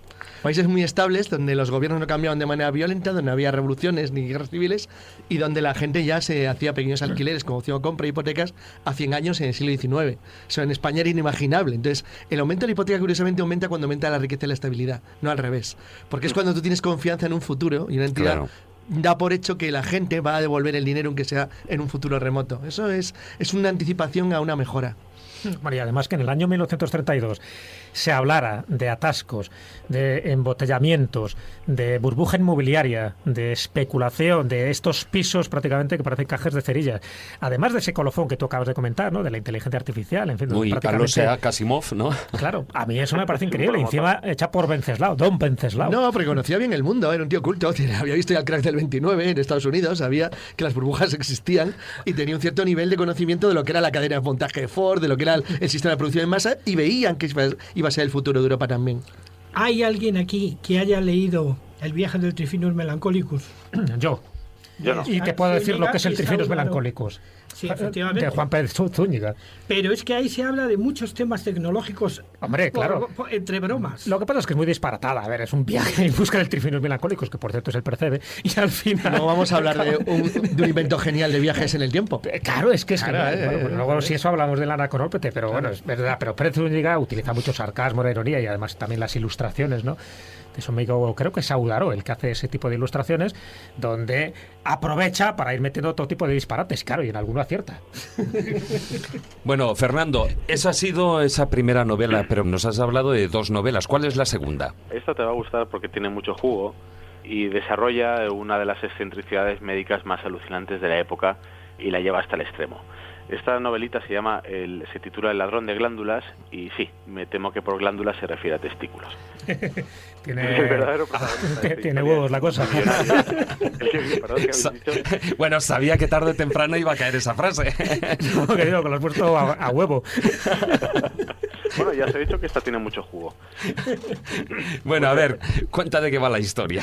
Bueno, la historia tiene como protagonista a un multimillonario que se llama Norberto Artale, que es un hombre que está a punto de convertirse en anciano, y Artale es un hombre de ciencia, un experto en química orgánica, que muy recientemente se ha enriquecido tras descubrir por casualidad un yacimiento de petróleo.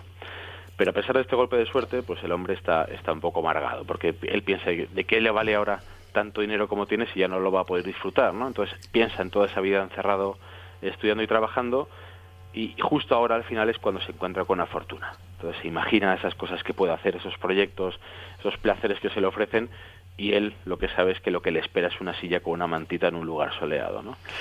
Él dice, la estupidez de la naturaleza tiene la culpa, y explica entonces cómo tendría que ser la vida. Dice, habría que nacer ancianos, con el cuerpo fatigado pero la atención despierta, usar esos años para el estudio, la quietud y el aprendizaje. Dice, un viejo, arguye, dice, no tiene necesidades y un sueldo de aprendiz le bastaría. Y además cada día sería fabuloso porque nos acercaría a la juventud, a la salud y no a la fría vejez. Así llegaríamos a la juventud en plenitud de fuerzas y recogeríamos entonces los frutos de todos nuestros años de trabajo. Ahí sí que podríamos disfrutarlos. ¿Y a mí que esto me suena a una película? Sí. ¿Verdad? Sí, no sé si le va acercando a una cierta imagen, ¿no? Él termina diciendo que al final la vida nebulosa de un bebé, llena de mimos y arrullos, para terminar casi disuelto en una última célula. Esto yo creo que sí que se parece a la película del curioso caso de Benjamin Button. Por supuesto. Pero lo que pasa es que ese relato, si no recuerdo mal, es escrito por Scott Fitzgerald. Sí, señor, el del Gran Gatsby. Sí, ¿cuál de los 2 relatos es anterior? Porque ahí casi podríamos estar hablando de un plagio. Esa misma, vamos a ver, eso a mí me llamó la atención y me puse a investigar un poquito por fechas. Y la verdad es que no lo sé, porque mira, Fitzgerald lo publica en la revista Collier's en 1922. Wenceslao publica la novela suya en 1929, hay 7 años de diferencia. Pero la cuestión es que no se sabe si Fitzgerald era tan conocido en esa época. Hay que pensar que no es hasta el 25 que él escribe y publica la de Gran Gatsby. Novela que se vende en 24.000 ejemplares en Estados Unidos, pero que no es hasta los años 50 cuando se redescubre y entonces se entiende como un referente, como un icono de una época. Y entonces ahí es cuando la fama y la difusión de Fitzgerald se hace lo suficientemente amplia. Entonces es verdad que Carlos comentaba antes, y en esta novela lo vamos a ver ahora, que Wenceslao Fernández Flórez era un hombre realmente informado de lo que sucedía en su tiempo. Entonces no sé si realmente estaba tan metido en los círculos académicos y literatos para leer ese artículo, ese pequeño relato de Fitzgerald en una revista norteamericana, ¿qué tal?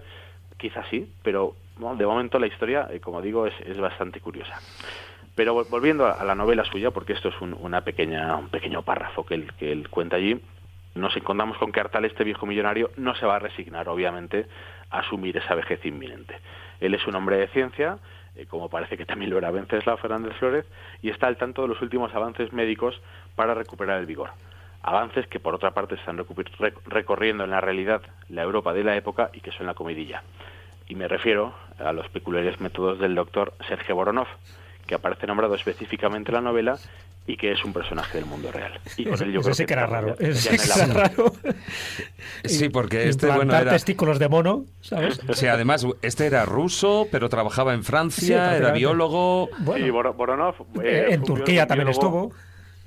Sí, él fue un biólogo y cirujano francés de origen ruso, que pasó también parte de su carrera en Egipto. Él hay que situarlo en la época. Él nació en 1866. Es decir, estamos hablando de la época casi más romántica de los cirujanos, en los que todavía no se sabía muy bien qué es lo que tenían entre manos, y nunca mejor dicho. Total, que en la época suya de Egipto, tiene ocasión de ver a eunucos de cerca y estudiar ese decaimiento físico. Joder, qué suerte. Hombre, tuvo la suerte porque él se dedicó a estudiar los se me ocurren castrados, cosas, ¿no? Poco interesantes, pero estudiar castratis. Oye, a lo mejor se encontró a esos eunucos cuando hacía alguna visita a un harén. No, entonces saldría sin cabeza, con lo cual no había posibilidades. Bueno, la cosa está en que él se asombra un poco al ver ese decaimiento físico y el avejentamiento que presentan estos pobres hombres, y entonces desarrolla una teoría. Dice, en unos testículos frescos radica la clave para recuperar el vigor perdido. Entonces empieza a probar con unos extractos de testículos de animales que se llega a inyectar a sí mismo, pero los resultados no eran los que buscaba. Él piensa que había que ir a la fuente. Le sale más pelo. Daba muchos gruñidos. Había que ir a la fuente, y entonces, gracias a las laxas leyes egipcias, consigue trasplantar testículos de hombres jóvenes que han sido ejecutados en los escrotos de paupérrimos millonarios. Ojo, ¿ahí estamos hablando de casos reales o estamos hablando de la novela? No, esto es la historia real. Esto es la historia real. Se mezcla, Voronov se cuela de lateral con sus métodos en la novela, que es lo que supone el motor. Claro, él la utiliza, toda la trama, pero es un personaje real. Es un personaje real. Todo esto que estoy contando del harén de Egipto, del trasplante de testículos de ejecutados a millonarios y demás, esto es rigurosamente auténtico. Y además pasaron a ciertos personajes famosos por las manos de este tal Voronov, y creo que con ciertos resultados positivos. Algo les creció. Sí. Él, bueno, se subían a los árboles. Esta primera etapa egipcia se decía que la tensión baja, la vista se hace más aguda y el pelo crece después de la operación, ¿no? Y según dicen, el pelo no era lo único que crecía. Total, que él termina en Egipto, entra la época francesa, y ya instalado en París, donde el mercado de testículos humanos no estaba legalmente demasiado bien visto, pues se va obligado a sustituirlos por los testículos de chimpancés y babuinos que adquieren zoológicos. Entonces empieza a desarrollar una consulta que se convierte francamente famosa.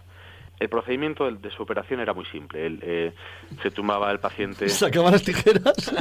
En una camilla, el mono en otra, se sacaban unas tijeras... Se miraban lánguidamente... Se cogían de la mano... Dejaban de escribirse y de hablarse... Bueno, a ver, dejarle que termine. A ver, Fernando, tú ponte serio, por favor. Voy a intentar. Que el tema lo requiere. No, la verdad es que es una historia cojonuda. El tío... ahí las da. Le extraía los testículos al mono, los cortaba en 6 finas lonchas y los injertaba en los testículos del paciente. Y a correr. Los antaño decrépitos viejitos ahora hacían ejercicio y montaban a caballo. Por tan singular procedimiento y por las manos de Voronov pasaron los escrotos de miles de caballeros de la época. Y digo miles, porque resulta que solo en Francia ya había contados unos 600, pero este tenía delegaciones por toda Europa. En Londres, creo que fue en la de Londres, y operó incluso al escritor Anatole France, que fue el Premio Nobel de Literatura de 1921, y Voronov refiere que a las 3 semanas de la operación recibió una nota entusiasmada de France, en el que le decía que por fin había tenido una erección tras 10 años de impotencia. Eso creo que fue en París. Es que en Londres también había un competidor de Voronov, que era la operación Steinach, por donde pasaron también varios premios Nobel de literatura. O sea, porque creo que William Yeats... Y creo que hasta Sigmund Freud. Hasta Sigmund Freud, incluso el noruego Knut Hamsun, también pasaron por él, pero no era por Voronov, era otra técnica, creo que no eran testículos de monocinocéfalos, sino otra cosa distinta. Esta de Voronov, la hizo un cirujano griego décadas antes, se llama Skevos Servos, y el propio Voronov le reconocía el mérito. Es decir, debía haber en aquella época cada operación extraña en un rincón de cualquier ciudad que uno podía echarse a temblar. Pero bueno, la cuestión está en que esto tuvo su punto álgido. Voronov fue una celebridad europea tremenda, vivía en toda una planta de un gran hotel, tenía choferes, mayordomos, doncellas, una granja de monos para nutrir. Un coro de eunucos. Un coro de eunucos. Y llegó un momento en que la medicina, digamos, le pasó por encima. Entonces empezaron a aparecer estudios críticos que hacían estudios estadísticos y un seguimiento a medio plazo ya de sus pacientes, y veían que esas cosas que él prometía no se cumplían. Los cirujanos decían que esos tejidos de implantes de monos no se absorbían, sino que se producía rechazo o, en el mejor de los casos, una especie de encapsulamiento. Y entonces, bueno, ya un poquito después se consiguió identificar la testosterona, se la analizó, se la sintetizó, y los experimentos con testosterona mostraban como sí que había caracteres secundarios masculinos, como el pelo en el pecho y como el desarrollo muscular, que sí se veían un poco impulsados, pero de aquello a las promesas rejuvenecedoras de Voronov no había nada. Volviendo a la novela, para terminar ya un poco el círculo, Artale está al tanto de estos trabajos de Voronov y del éxito relativo de los mismos, y él lo atañe al problema que suponen los trasplantes entre especies, lo cual era cierto también. Y para él la solución era clara: hacía falta un donante humano.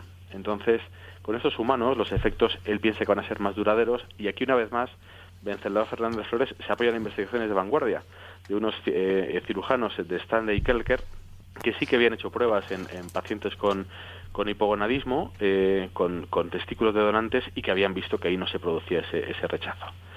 Y ya en la historia, para terminar, pues Artale tiene dinero para pagar, quiere comprar, y en ese punto es cuando verdaderamente arranca la novela. Y el que quiera saber qué pasa, que la lea. Que se lea la novela, ¿no? Oye, lo que sí que me parece increíble es que en aquella época, y sobre todo el hilo conductor que utiliza el autor, que es el doctor, que es Voronov, en aquella época, en Europa, ¿todo esto no provocó un tráfico grande de órganos?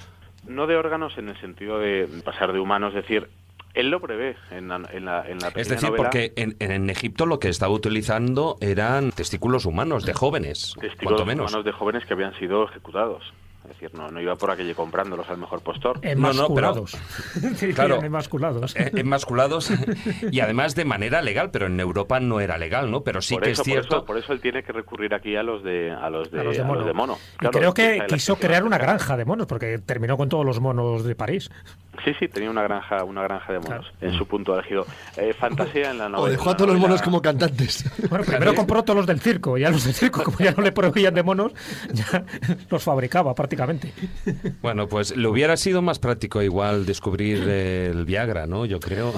Bueno, lo curioso es que tanto Anatole France como la mayoría de la gente que pasó por las manos y por el quirófano de Voronov, todo el mundo decía que estaba hecho un toro de cejas para abajo. Sí, la verdad es que causaba bastante sensación. Hombre, yo creo que empezaba a rondar por ahí una cosa que se llamó efecto placebo, que todavía no se conocía. Sí. Pero claro. Ande yo caliente y ríase la gente. Bueno, oye, ¿y tu colofón fantástico a la sección? Pues mi colofón fantástico a la sección es quizá el ver una parte que no hemos comentado, que es cómo Wenceslao Fernández Flores en esta novela, y en palabras de Artale, de este protagonista, cuando se alza ante uno de las personas a las que le quiere comprar los testículos, le dice: llegará el día en que los que tenemos poder, como yo, os tengamos a vosotros prácticamente en granjas y solo tengamos que decir un corazón, un riñón, unos testículos, y nos los implantarán sin ningún problema. Pues eso es ciencia ficción, pero ya veremos. Yo creo que ya está ahí casi en vías, porque no existen granjas, o las granjas son en realidad laboratorios. Y ya vimos. Ahí estamos con las células madre, y ya hablaremos también de todo ese tema. Sí, hace unas semanas lo comentamos en esta sección, con el tema del envejecimiento. Como esos extractos de jugos y de sangre de jóvenes efebos se está empezando a emplear con éxito y con muy buenos resultados para rejuvenecer a... Recuerdo que hablamos sobre todo de la sangre, ¿no? Sí. Bueno, pues tú siempre dando malas ideas, ¿eh? Fernando. Oye, pero que seamos nosotros de la clase poderosa que podamos beneficiarnos. Yo, por si acaso, sigo teniendo la voz grave. Yo también. Muy buenas noches, Fernando. Ha sido un placer. Un abrazo, hasta luego. Hasta luego. Un abrazo.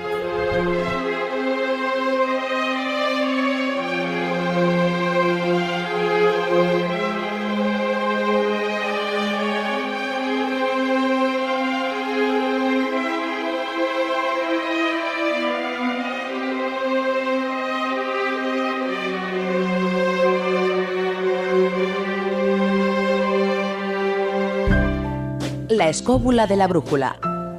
Dirige Jesús Callejo. Presenta David Sentinella.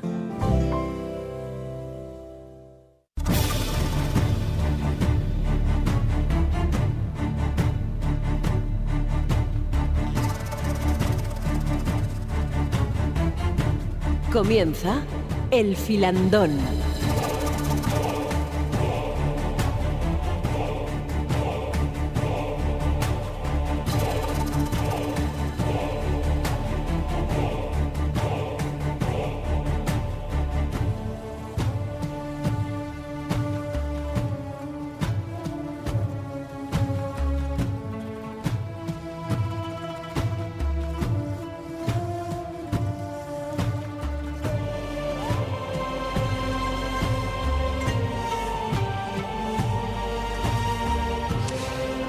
Bueno, y empezamos el filandón donde vamos a seguir profundizando en esos personajes inventores, en esos hombres y mujeres, esos grandes desconocidos, muchos de ellos, pero cuyo trabajo y cuyas patentes están allí a la vista de quien los quiere investigar, y si no se quiere molestar mucho los tiene también aquí en este libro Made in Spain, cuando inventábamos nosotros, este libro de nuestro invitado Alejandro Polanco Massa, publicado por Glifos Publicaciones.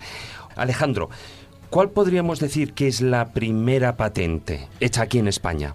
Primero, antes de las patentes estaban los privilegios, que era un tipo de documento que te permitía explotar cierta idea de manera comercial y que durante un tiempo te daban una especie de bula para que pudieras sacarle provecho.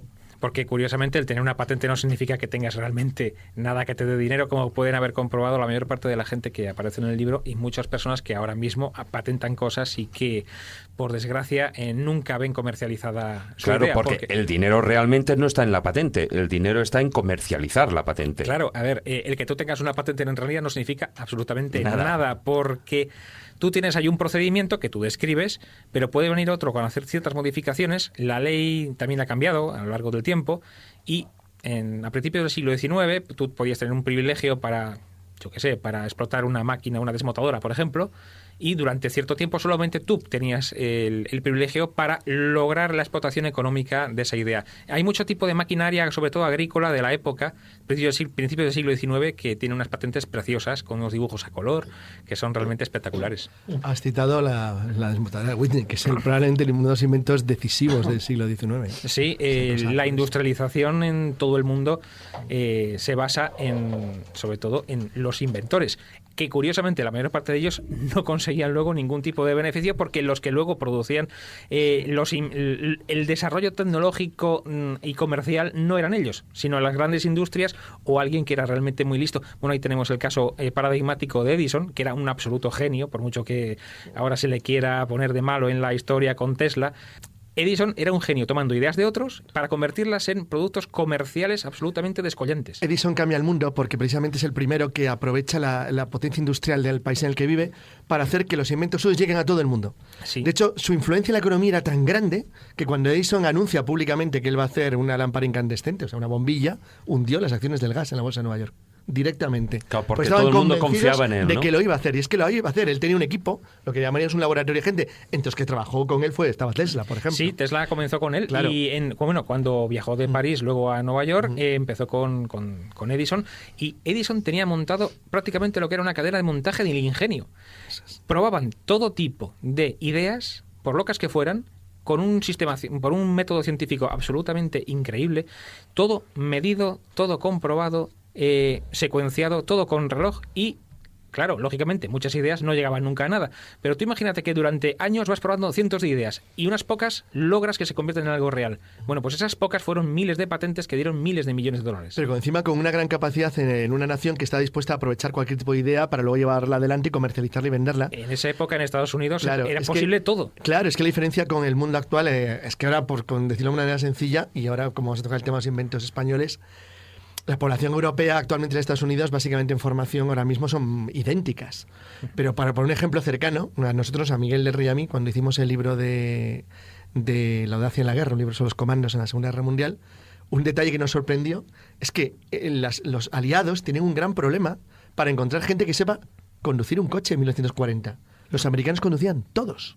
Entonces, claro, decir, en aquel entonces la diferencia era enorme. Entonces, uno de los grandes problemas que tiene España, y sé que eso lo vamos a hablar ahora porque en el libro se nota mucho, es que España carece de una base industrial y, sobre todo, que los inventores viven en un entorno donde el 75% de la población era analfabeta.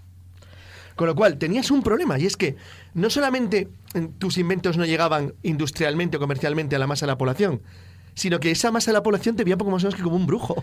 Claro. Desconocían todo sobre el proceso científico. Pero porque tampoco había un medio de divulgación. Yo, mira, por ejemplo, me he criado, afortunadamente, entre el Mecánica Popular, Sí. el Popular Mechanics norteamericano, en el que me salieron millones de ideas. Claro, los americanos sí lo veían, nosotros aquí Pero veíamos... tú estás hablando de Popular Mechanics, que fíjate, la edad que tienes tú eres mucho Claro. más joven, pero Popular Mechanics era una revista de gran tirón en los años 20 del siglo pasado.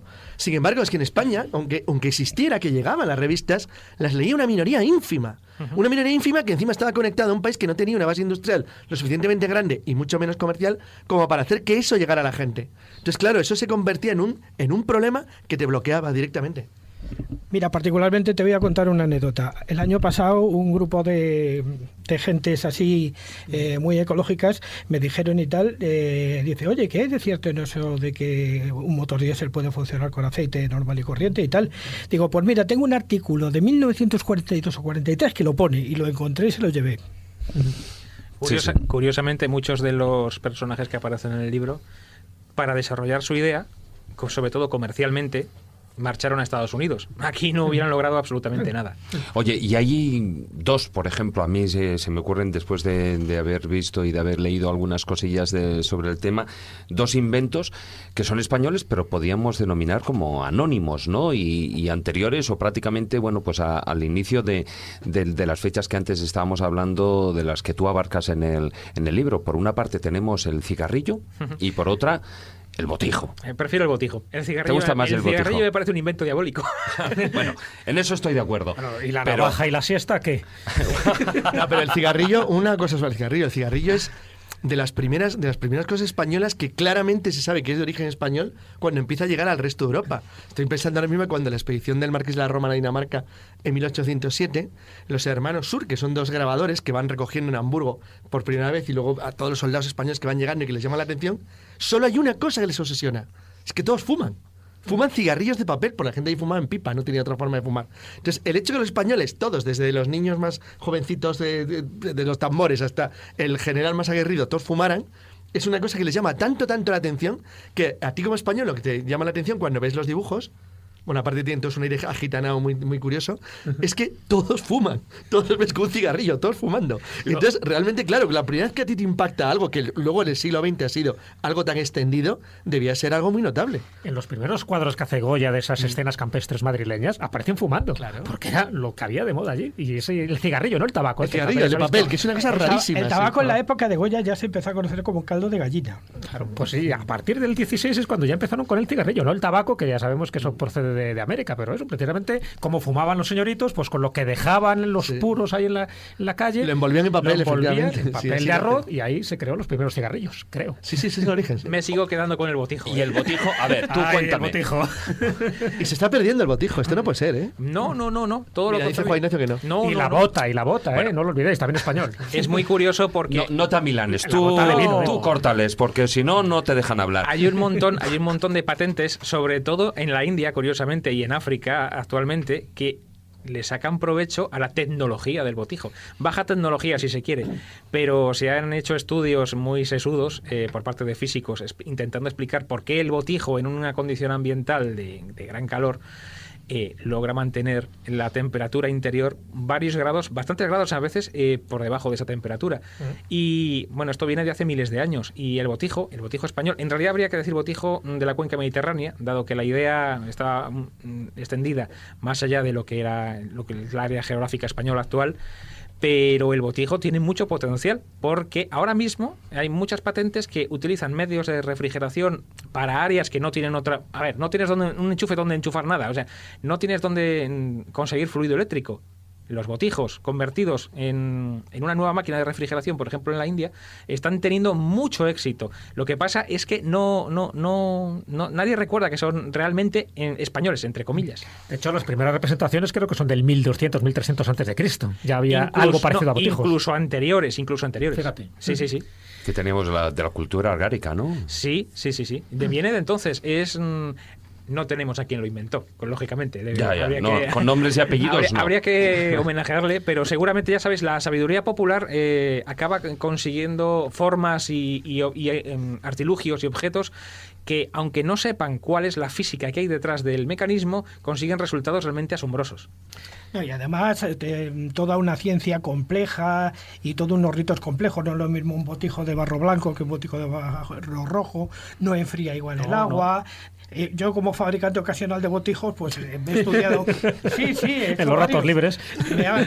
Conozco más o menos cómo, según lo que quieras obtener, que el agua sea más dulce, que el agua sea menos dulce. Sí, y sobre todo la composición de lo que es el barro, que tiene que ser poroso, y el sorprendente fenómeno de la exudación del botijo, que es lo que hace precisamente que, bueno, es una de las partes del fenómeno físico que permite que el interior esté más fresquito. La exudación, ahí lo ha dicho, es la palabra clave. Fijaros en inventos anónimos. Algunos ya se han citado aquí, ¿no? Aparte, no olvidéis la bota de vino, que dice que tiene un origen navarro. Qué gran invento. Pero también el porrón, que sería un invento catalán. Escolta, el porrón, tú, claro. la escolta, el galeón, la navaja del siglo XVI. La navaja moderna es del XVI, pero sabéis, porque no viene a cuento en este programa, pero sí en uno que hicimos hace poco, la navaja deriva de los sacs godos, del arma goda de combate corto, de a corta distancia, que se conserva mucho, bueno, algunos, si es un arma corta, con un mango que hace una especie de forma en S, muy corto, y es exactamente igual que las navajas actuales. Lo que pasa es que alguien le aplicó a partir del siglo XVI un sistema de tornillos de eje que permitía que se cerrara. Claro. Entonces sale la famosa navaja de Curro Jiménez. La navaja tipo chaira, que no es igual que la navaja. Pero la que mola cuando se oye los mueyes, cuando suena clac, la de muelles, la de Albacete. Bueno, realmente fue tras la prohibición, ¿no?, de Carlos V de llevar armas de hoja larga, ¿no?, sobre todo cuando todo el mundo llevaba espadas y capa larga y tal. Aquellos que fueran ajenos a la nobleza le dijeron que nanay de la China, que no podía llevar espada. Entonces, pues el ingenio español dijo, pues ya está, llevamos una navajita de estas de muelle que al final matan más que las espadas, porque te acercabas más. Pues digo que hay cantidad de inventos que no saben quién es, el arcabuz incluido también, ¿no?, ya que estamos hablando del siglo, en este caso del siglo XV, el cóctel molotov, el mousse, el agua de lavanda, la tortilla de patatas, el arroz en paella, las aceitunas rellenas. La aceituna rellena es ingenioso, ¿eh? ¿Qué te parece? A mí la aceituna rellena me parece ingeniosa. Pues alguien tuvo la santa paciencia de meter algo en la aceituna. La tortilla de patatas merece un monumento. Es verdad. O dos. Bueno, o uno en cada pueblo. Y dentro del siglo XVI, uno de sus inventos, que además me gustaría, Alejandro, que un poco lo desarrollaras, que es la máquina de vapor. Sí. Y que luego hay Jerónimo de Allán, nuestro Jerónimo de Allán, que habría que hacerle un monumento y hacer una película, tuvo mucho que ver con esta historia. Bueno, él como inspector de minas y funcionario público simplemente se guiaba por lo que era el interés propio de su profesión. A ver, no se puso un día a decir voy a inventar la máquina de vapor porque quiero darle las narices a los ingleses que la van a inventar después. Pues no. Simplemente lo que hizo fue aprovechar el ingenio que ya había por estas tierras para intentar extraer agua del fondo de las minas. Y ahí se quedó, porque básicamente aquellos desarrollos eran secreto no industrial, sino militar. El flujo de metales desde América hacia España era algo vital para mantener el imperio, y si tú conseguías máquinas que lograran que la plata, sobre todo la plata, y el oro fluyeran, oye, bienvenido. Y no se buscaba nada más. Eso es uno de los grandes problemas. No se buscaba la fama ni el intentar ser los primeros en algo, no, era algo de utilidad. Y en las minas americanas, el poder extraer el agua del interior, o incluso a veces bombear aire, era algo vital. Y si en vez de utilizar medios, por ejemplo, ruedas o por ejemplo, fuelles movidos incluso por humanos, podías emplear la fuerza del vapor, lo hacías, pero sin intentar hacer lo que luego los británicos, bueno, los ingleses hicieron, que fue toda una revolución partiendo... Convertir en elementos mecánicos de producción industrial lo que... Claro, no, esto era diferente. Aquí no se podía en España, pero porque la propia sociedad no lo hubiera permitido, no había forma. Ni se buscaba, o sea, claro, no había. No, tú querías sacar la plata del fondo de la mina, punto. ¿Lo lograbas? Vale, ahí se quedaba al aire. Pero todo siempre bajo control real o muy estatal, sí, sin que la sociedad civil, que no existía, tuviera ninguna participación. No. En cambio, en Inglaterra, cuando Watt desarrolla la máquina de vapor, ya hay un montón de gente dispuesta a aprovechar aquello. Pero Jerónimo de Allant, hay que reconocer que se adelantó es precisamente ese afán utilitario, conseguir un objetivo utilizando una máquina, nada más. Y también inventó un sistema de bombeo de aire para mantener un buzo sumergido. Esto fue curioso, el experimento en el Pisuerga en Valladolid. Cuenta, ¿qué pasó en el Pisuerga ahí? Bueno, ahí imaginad, tenemos a toda la corte esperando a que el buzo salga de las aguas porque se ha sumergido. Alguno ya estaba... Bueno, el rey se estaba aburriendo ya. Entonces ya le hicieron salir de las aguas. Felipe III estamos hablando, ¿no? Sí, no, pero no solamente él. Tú imagínate toda la corte allí sentada en las orillas del Pisuerga y un personaje, desconozco quién le tocó en suerte, igual era una maldición, porque igual creían que no iba a salir, se sumergió bajo las aguas con la máquina de Jerónimo de Allant respirando bajo las aguas. Es sorprendente porque tampoco llama mucho la atención.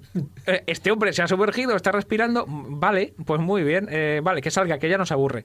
Ahí quedó. No tuvo ningún desarrollo posterior. Simplemente se quedó ahí como una simple curiosidad.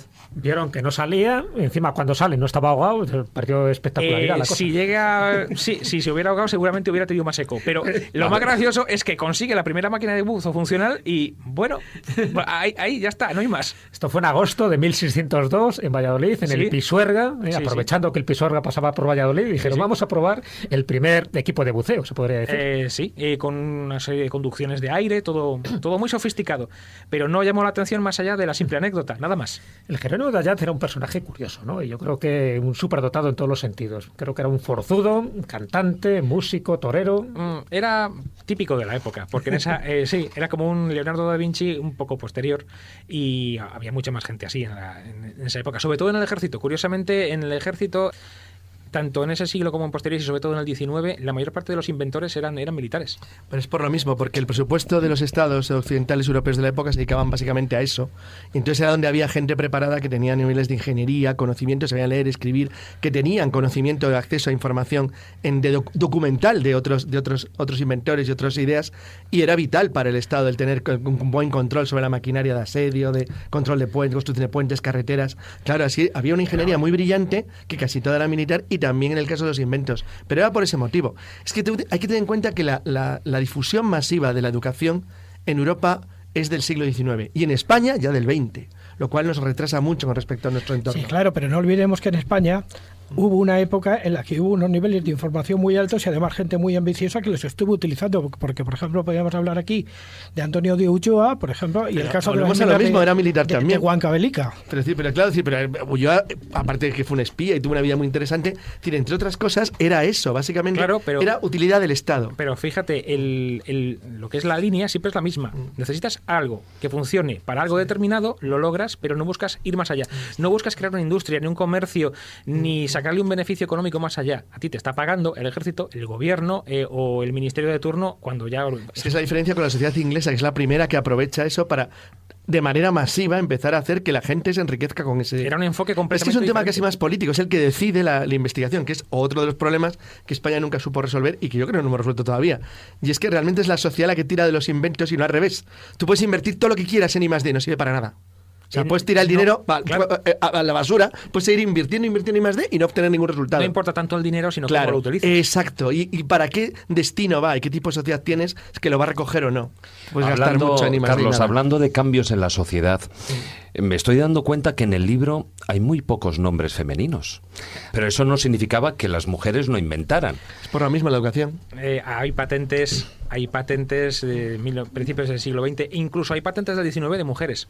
Por desgracia, generalmente sobre artilugios del hogar y poco más. Pero eso es cosa de la época. Tú ten en cuenta la situación, hay que ponerse en ambiente. O sea, no es como para decir, es que no se las dejaban. Pues claro que no. A ver, cada época tiene sus formas de pensamiento y no me imagino a una ingeniera a principios del siglo XIX, por mucho que había muchas mujeres mecánicas. Y había muchas que, curiosamente, patentaban, pero a través del nombre de su marido, por ejemplo. Ya, eso Sí, también se da mucho. pero hay una cosa que es lógica y además que se me ocurrió a mí el otro día cuando estábamos en el molino famoso de la Mota del Cuervo. Posiblemente las mujeres no podían patentar o dar esas soluciones, pero sí contárselo a su marido para que fuera él el que lo hiciese. El otro día, por ejemplo, era admirable el mecanismo de un molino. O sea, eso era un artilugio de ingeniería absolutamente brutal, donde no creo que no entrara una mente femenina muy pragmática. De todas formas, sí que hay, en el libro comentas una patente, o cuanto menos una invención, que sí que me parece muy importante y reveladora. Estamos hablando de la de Ángela Ruiz Robles, que pones como precursora de los libros electrónicos. Doña Angelita. Doña Angelita, sí, como la también maestra. le llamas. Qué maja era esta mujer, qué maja. Porque vamos, que fue la Gutenberg española y Una moderna. maestra de colegio. Y Sí. Cuéntanos cómo es el caso. Es absolutamente increíble, porque ella soñaba lo que ahora tenemos, aunque lógicamente ella no sentó las bases de nada, porque no tuvo continuidad, que es algo muy curioso y triste que se repite en casi todos los... Sí, es una tónica general, sí, la ¿no? tónica es que llega el genio, inventa y ahí queda, se olvida y luego se recupera al cabo de mucho tiempo cuando te das cuenta que la tecnología actual ha llegado donde aquella persona quiso. En el caso de doña Angelita, ella poneros en situación, posguerra, este país estaba muy mal, bastante fastidiado, y en una situación económica absolutamente depauperada, ella inventa los libros electrónicos, o mejor dicho, electromecánicos, dado que la electrónica en aquella época estaba naciendo. 1940, 1950, hasta los años 70. Ella tiene varias patentes, se pueden consultar, son fascinantes, en las que imagina libros para enseñar a los niños a leer, a colorear, a enseñanza de idiomas, igual que una app ahora mismo en un móvil te enseña cómo pronunciar, cómo juntar, utilizar palabras, sintaxis, cómo por ejemplo redactar, conocimiento geográfico, conocimiento histórico, todo en lo que ella creía que eran el futuro, que eran los libros mecánicos. Y esos libros mecánicos de los que logró llevar a buen puerto varios prototipos muy, repito, increíbles, ella pensaba en aplicarlos en las escuelas. No recibió el eco merecido y, curiosamente, si ella viviera en la actualidad, vería en los ebooks, en los iPads, en cualquier terminal Android con apps con las que tú puedes, por ejemplo, ver mapas, moverte entre textos, incluso el propio hipertexto, que es la base de lo que es la web. Ella ya soñó con ello y en sus patentes, al leer los textos y ver los gráficos, ves que todo eso estaba ya ahí. Por desgracia, no tuvo continuidad. Sí, porque en su enciclopedia mecánica, la del año 1949, que posiblemente sea lo más conocido, se hacía con rodillos, además hay rodillos intercambiables. Sí, eran módulos.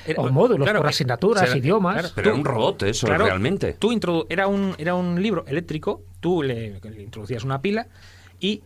¿Querías el módulo de gramática? Lo introducías, que era una especie de rodillo que tú ibas moviéndolo en piezas y tiene una serie de actividades. Actividades interactivas. Eso es increíble. Y que tenía luz propia, además, digo, para que pudieras leer de noche. Si tú de noche no tenías... ponte en situación. Ella era maestra en Galicia. Sí. No tenías luz eléctrica en casa. Pero tú quieres leer, o quieres ver un mapa, o quieres incluso ver el resto de actividades por la noche. Dabas la lucecita, te iluminaba todo el conjunto. También tenía sonidos, Era completamente interactivo. Había una máquina que estuvo durante mucho tiempo, que la exhibieron en la biblioteca del monasterio del Escorial, luego desapareció. Pero durante algún tiempo, esta famosa máquina de la que estáis hablando ahora. De todas maneras, el hecho del reconocimiento bajo a los inventores y tal, y ya que hemos traído el caso del Escorial, creo que deberíamos hacerle también aquí un poco de homenaje a Juanelo Turriano, que se murió más pobre que las puñeteras ratas. Bueno, por lo menos estaba disgusmado, el de la pasarola, en fin. Ya, pero es que, todos murieron de hambre. Siento decirlo, pero la mayor parte de las historias acabaron bastante mal, o muertos por fusilamiento, o arruinados, completamente olvidados, algunos insultados, otros completamente denostados, y muy pocos lograron reconocimiento adecuado en lo que fue su tiempo de vida, y curiosamente, muchos todavía siguen olvidados. Vamos a hacer una pequeña pausa musical y luego lo retomaremos con todos aquellos inventos españoles que han cambiado el mundo, incluido, que sé que tienes ganas de hablar del tema del famoso palito con el caramelo. Ahí el dichoso palito.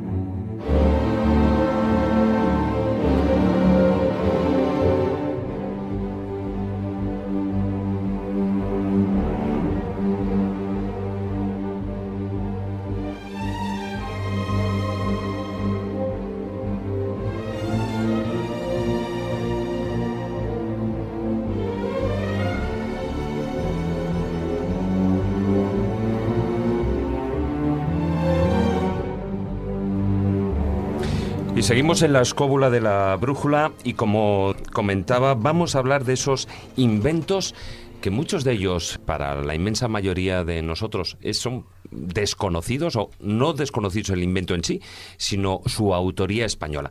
Uno de ellos, la calculadora, de Ramón Berea. Sí, hay que matizar. No inventó la calculadora. La calculadora lleva inventada desde hace siglos. Un ábaco es una calculadora. Sí. Entonces, ha habido muchos tipos de calculadoras. Pascal diseñó su calculadora y muchos otros ingenieros en todo el mundo que han creado calculadoras. O sea, máquinas que permiten calcular. Pero Ramón Berea era un tipo increíble. Porque primero, no era ingeniero, no era matemático, tampoco es que fuera científico. Era un polemista. Un tipo muy raro, que se metía en todos los líos. Se ganó bastantes palizas, tuvo que huir a América, porque aquí políticamente pues no se llevaba bien con nadie. Entonces, marchó por piernas. Él era editor, escritor, tenía unas obras también bastante exageradas para su época. Recibió también palos en América y acabó exiliado en la propia América, dentro de otro país. Bueno, una vida rocambolesca. Pero se le ocurre, cuando estaba en América, en Estados Unidos, en Nueva York, como no hacían más que decirle que en España nadie inventaba, él decidió inventar algo que nunca nadie había inventado. Vale, pues una calculadora electromecánica. Y ahí está la patente. Es otro invento que nunca llegó a nada, tampoco quiero decir que no tuvo recorrido comercial, pero sí que fue luego copiado, entre comillas, por otros tipos de calculadoras electromecánicas posteriores de final del siglo XIX. Ramón Berea, para demostrar que el ingenio español llegaba donde no llegaba nadie, dijo, vamos a inventar una calculadora, y lo hizo. Y ahí está, la patente está ahí, se puede consultar, y es asombrosa. Sí, que estamos hablando de 1878, pero luego hay una continuidad con Leonardo Torres Quevedo, que prácticamente tocó todo, y entre ellos también la calculadora, pero en este caso la digital. Digital con comillas. Con comillas, evidentemente. Estamos hablando de pioneros. Torres Quevedo sería el verdadero Leonardo, que bueno, curiosamente por el nombre también, español, incluso el verdadero Tesla español, porque era un genio polifacético que merecería y de hecho ha sido reconocido en los últimos años como merece, que creó todo tipo de tecnologías, desde dirigibles, muy... Claro, los Astras son los que usan los aliados en la Primera Guerra Mundial. Curiosamente aquí en España no se utilizaron su modelo, sino de los de competidor. Los de los alemanes. Tiene ser curioso. Tiene su gracia, porque eso de no ser profeta en la propia tierra tiene guasa. Le ha pasado por el Niágara, por el transbordador del Niágara, que sigue funcionando, ahí está. El telequino, el primer mando a distancia. Sí, pero ahí está de nuevo la conexión con Nikola Tesla.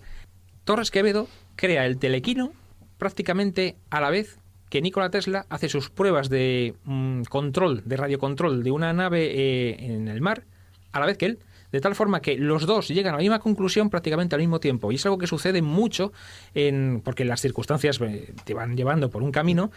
En ese caso, Torres Quevedo y Nikola Tesla son vidas paralelas, llegando a la misma conclusión y, curiosamente, dando vida a unos modelitos que hoy en día llamaríamos de radiocontrol, que eran controlados a distancia. Entonces, el telequino era una máquina que, por medio de ondas, como entonces llamaban ondas hertzianas, en honor a Hertz, permitía controlar. Bueno, aquello hacía demostraciones públicas y la gente enloquecía. Era como prácticamente como un circo, porque claro, daos cuenta de una cosa, la radio, esto que estamos ahora utilizando, este medio, no existía como tal.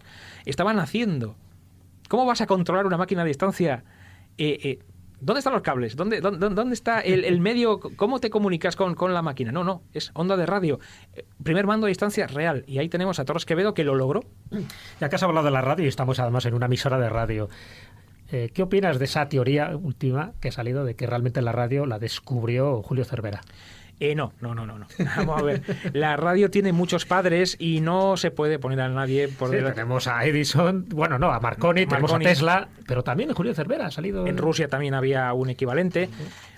El problema de Nikola Tesla es que ahora se le está mitificando, creo que en exceso. Nikola Tesla se ha pasado de un extremo a otro, ¿no? A ver, una cosa es olvidarte de uno de los grandes genios de la historia de la humanidad, como Nikola Tesla, que de hecho, si ahora mismo estamos utilizando corriente alterna para alimentar todos nuestros aparatos, es gracias a él, ¿vale? Y a su alianza con Westinghouse. Perfecto, me parece muy elogioso recuperar su figura. Y otra cosa es verle como el paradigma inventor absolutamente de todo. Porque Tesla tenía un problema, a mi modo de ver. Y es que se pasaba de rosca también. Imaginaba demasiadas cosas. Lo que ha dicho. Sí.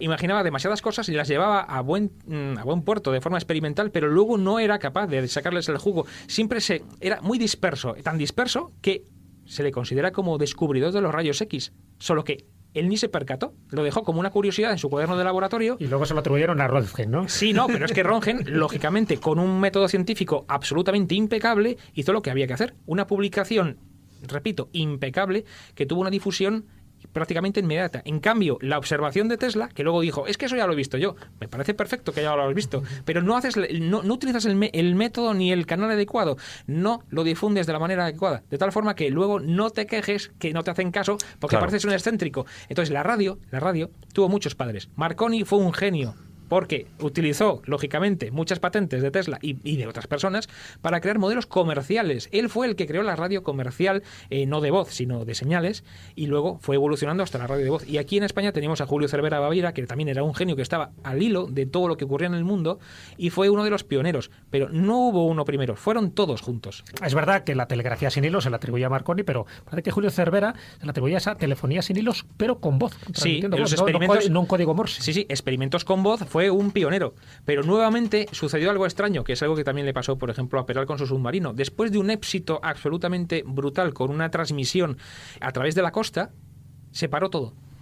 Absolutamente bueno, en el caso de Peral hay una clara envidia, o sea, no hay otra palabra para aquí posiblemente también sucedió algo. Una especie de odio ese cainita español donde van a destruirle. Julio Cervera también tenía su propio problemita político y hay que reconocer que si nos metemos en historias de ese tipo veremos como tristemente cuando tú tienes problemas con los que están arriba, acabas bastante mal. A mí me gustaría rescatar un poquitín, porque o si no, no van saliendo nombres, y a mí me gustaría, como ya hemos dicho al principio, rescatar del olvido algunos de esos nombres, de esos inventores, y que de hecho han cambiado el mundo, ¿no? Por ejemplo, hoy en día, ¿qué mujer cuando da luz, o muchas de ellas, estaríamos hablando del 90% o más, se les administra la epidural? Fidel Pallés. Sí. Exactamente. Pero bueno, además, ¿él la creó tal cual o luego se ha ido perfeccionando el sistema? Lógicamente, como cualquier procedimiento médico, al cabo de un tiempo se va perfeccionando. Pero la variación con respecto al procedimiento inicial de Fidel Pallés no es mucha con respecto a lo que se utiliza actualmente. Fidel Pallés, yo creo que es de todo lo que aparece en el libro uno de los más desconocidos y uno de los que también merecería una estatua en todas las esquinas, porque tristemente falleció en los años 20 en un accidente de tráfico y se perdió su figura pues prácticamente para siempre, salvo algún homenaje que se hizo posteriormente, pero a nivel muy, muy reducido, no llegó al gran público. Fidel Pallés era un médico militar, también en la época, estuvo en la guerra en Marruecos y allí aprendió mucho, y desarrolló el método de anestesia epidural que publicó en una revista científica médica de la que curiosamente él era el propio editor, o sea, él era el que intentaba difundir. Curiosamente aquí tenemos el paradigma del científico completo. No solamente creaba nuevas técnicas, sino que ayudaba a difundirlas y creó una revista médica de gran impacto y ahí es donde dio a conocer su técnica de anestesia epidural que por fortuna fue copiada y bien copiada por todo el mundo y que, aunque no se acordaran de quién lo había desarrollado, ahí está y a finales del siglo XX ya consiguió el auge que ahora mismo ya tenemos. Pero la epidural hay que ponerla con una jeringuilla. Creo que tenemos aquí a alguien que inventó esas jeringuillas desechables, además con un nombre propio que también habría que hacerle un monumento, ¿no? Manuel Jalón Corominas. Sí. Pero hay que tener cuidado porque ya estamos con los palos. Por eso lo quería yo enlazar, la jeringuilla y luego Jalón Corominas. Siempre se recuerda a Corominas por la fregona, que también tuvo un litigio bastante largo por la patente, pero lo he colocado en un lugar muy curioso en el libro. Está en el lugar en el que aparecen las patentes médicas. ¿Por qué? Bueno, la fregona no tiene mucho que ver con la medicina, pero sí la jeringuilla desechable que tampoco fue la primera. Realmente no inventó la primera, pero sí inventó un modelo comercial muy perfeccionado que era desechable, muy fácil de fabricar, muy barato y que tuvo un éxito radical en los años 70 y 80. Y volviendo a lo del palo, pues la historia típica de España con los inventos y el palo, quiero recordar que el chupachups. Venga, dilo. Sí, es que claro, dilo. No es un invento. A ver, se intentó patentar, pero es un modelo de utilidad, es un modelo comercial. Ya existían caramelos con palo desde hacía mucho. Pero ese es el éxito español del palo. Es decir, el caramelo con palo es el chupachups, la mopa con palo es la fregona, es decir, el avión con 3 palos es el helicóptero. Entonces, es que en España nos van los palos. Ensartaron unos cuantos futbolistas el futbolín. El futbolín, claro, con un palo. Pero ya existían caramelos con palo, sobre todo, curiosamente, hubo también litigios comerciales con casas americanas que ya vendían desde hacía décadas caramelos con palo. Entonces, el chupachups es una idea absolutamente absolutamente genial desde el punto de vista del marketing, pero no como el invento patentado. Y la mejora del palo que es el afilalápices, que también es español, ¿qué? Bueno, hemos estado hablando, Jesús ha comentado también el de Futbolín, también era un español, pero sí que al principio hemos puesto esos casos de los que, bueno, pues algunos se anticiparon posiblemente demasiado en el tiempo. Y alguno de ellos, por ejemplo, lo tenemos como la música electrónica. Tenemos ahí a un sacerdote. Un sacerdote inventando lo que podríamos llamar hoy en día lo que fueron los inicios de la música electrónica. Y no solamente él, también... y Valdelomar, Juan García Castillejo, ¿no? Sí, Castillejo, pero también Valdelomar. Los quiero unir de una manera curiosa, porque me lo estaban recordando aquí antes. Castillejo y Valdelomar vieron el futuro, pero... por desgracia, no tuvieron tampoco continuidad porque les trataron prácticamente de locos. Castillejo creó una serie de artilugios, cuyas patentes también son consultables y que llaman mucho la atención, que creaba música electrónica a mediados del siglo XX. Bueno, años 40, prácticamente con electricidad. Era música electromecánica. Lo que ahora llamaríamos, bueno, imaginemos tecnopop o incluso música industrial, él ya soñaba con ella y de hecho hizo pruebas y emisiones y, oye, llamó mucho la atención, pero le trataron de loco. Bueno, como a muchos de estos que escuchan este tipo de música o que están en las discotecas, si les dicen que esa música la ideó un cura... Sí, era un sacerdote, sí. ¿Les da algo? Bueno, ya que hablamos de sacerdotes, hombre, menciona uno de mis favoritos y muy desconocido, aquel que creó el bonifaciano, Bonifacio. El santo Sochando, que creó un idioma artificial, que le llamaron así, ¿no? El bonifaciano, y que posiblemente se considera como un antecedente del esperanto. Sí, él creó una lengua para que todas las gentes de todo el mundo superaran la barrera de la separación de lenguas de Babel. Otro que no le hicieron mucho caso porque encima se fue tratado como loco. También estaba pensando él en crear una lengua que también de signos, incluso, que permitiera a las personas que tuvieran problemas de comunicación sensorial abrirse al mundo. Ahí está el idioma, el lenguaje. Él creó toda la base, toda la estructura, lo intentó difundir y por desgracia no logró su objetivo, como tantos otros, pero su huella quedó. Sí, además a mediados del siglo XIX, o sea que es una época bastante... Fue precursor. Y tenía su lógica, tenía su razonamiento, ¿no? Yo lo que leí en su momento no era disparatado, otra cosa es que había que aprendérselo. Además, la estructura interna de todo el sistema de código de habla que él creó era absolutamente lógico y según él muy fácil de aprender. Es otra cosa que habría que intentar hablar ese idioma tan extraño. Se nos quedan muchísimos nombres en el tintero. Alguno de ellos ya hablaremos en programas posteriores porque además hay un personaje que lo reservamos que es Mateo Orfila. El padre de la toxicología moderna. Sí, porque además ahí tenemos preparado un tema sobre venenos, pero hay, 50.000 nombres, Isidoro Cabañes, sí. Bueno, en fin, ¿no? ¿Cuántos personajes has puesto en este Made in Spain? Con capítulo propio en grande, unos 65, y luego citados porque hay fichas en pequeño. En total serán unos 120 y solamente es una primera parte, luego habrá más. Sí, claro, porque se te han quedado muchísimos ahí en el cajoncito. El papel no da para mucho. No, y además, son alrededor de 400 páginas, pero estiradas. Estiradas porque... Sí. Son densas, pero creo que son amenas. Está divertido. Sí, la verdad es que muy amenas. Te emplazaremos otro día para que nos hables de los pioneros de la aviación, que la verdad que tiene su capítulo aparte. Sí, no hemos mencionado a ninguno y hay muchos. Pero no lo hemos mencionado adrede. Bueno, pues Alejandro Polanco Masa, muchas gracias por haber estado aquí en la Escóbula de la Brújula. Gracias a vosotros. Lo recordamos, Made in Spain, cuando inventábamos nosotros, de Glifos Publicaciones. Y ahora sí, nos vamos volando a la última sección.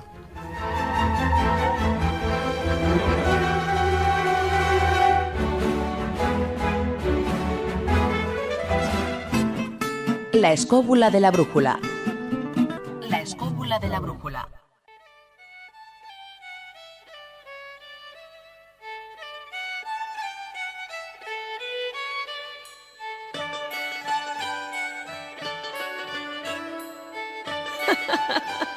Los cuentos de Callejo.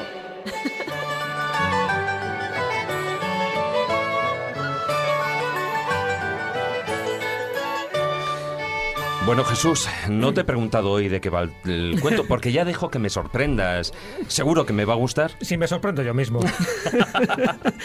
En fin, querido David, visto el tema que hemos tratado hoy, ¿cuántas vocaciones han quedado frustradas precisamente por no tener el ánimo de sus progenitores o de sus educadores, ¿no? Hay gente que vale, pero luego, por las razones que sean, pues no se les anima o no se les saca todo ese potencial. Bueno, pues de esto va este cuentecito que espero sorprenderte.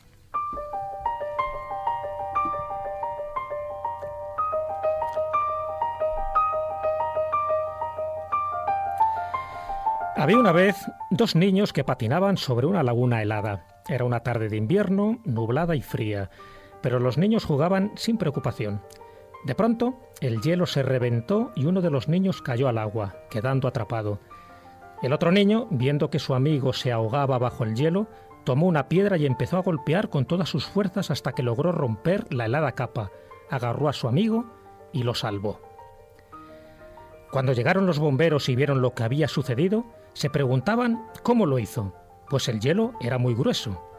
Es imposible que lo haya podido romper con esta piedra y con sus manos tan pequeñas, afirmaban ellos. En ese instante apareció un anciano y dijo: «Yo sé cómo lo hizo». «¿Cómo?», preguntaron. No había nadie a su alrededor para decirle que no podía hacerlo.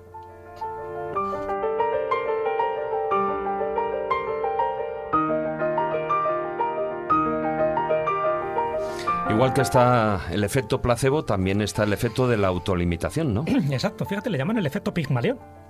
Está demostrado que la confianza que los demás tengan sobre nosotros puede darnos fuerza para poder alcanzar los objetivos más difíciles. Esto que es la base del efecto Pigmalión, que en psicología lo encuadra como un principio de actuación a partir de las expectativas ajenas, tiene también su dificultad o su contraparte, porque esa confianza que te pueden dar también puede ser al revés. La falta de confianza te puede hacer mucho más débil. Es decir, si a ti no te potencian lo mejor de ti, no te potencian con mensajes positivos, pues al final consideras que eres un inútil, y eso ha pasado a lo largo de la historia. Hay muchos ejemplos de auténticos genios que luego lo han consolidado como tal, pero que al principio tuvieron sus dificultades porque pensaban que eran prácticamente retrasados mentales. Te pongo ejemplos como Beethoven, que tocaba mal el violín y su profesor consideraba que no tenía ningún futuro como compositor. Fíjate, Beethoven. Sí. O Giuseppe Verdi no fue admitido en la Escuela Superior de Música de Milán, y las razones porque superaba los límites de la edad y sobre todo porque adoptaba una postura incorrecta sobre el piano, las manos sobre el piano, y dice: este chico no vale para tocar el piano. O Enrico Caruso, ¿no?, que le decían los padres que, bueno, prácticamente que se dedicara a ser ingeniero, que su profesión de cantante no iba a servir para nada porque no tenía voz. Bueno, ese tipo de mensajes es curioso y hay que tener mucho cuidado, sobre todo aquellos que son tutores, que son profesores y sobre todo que son padres.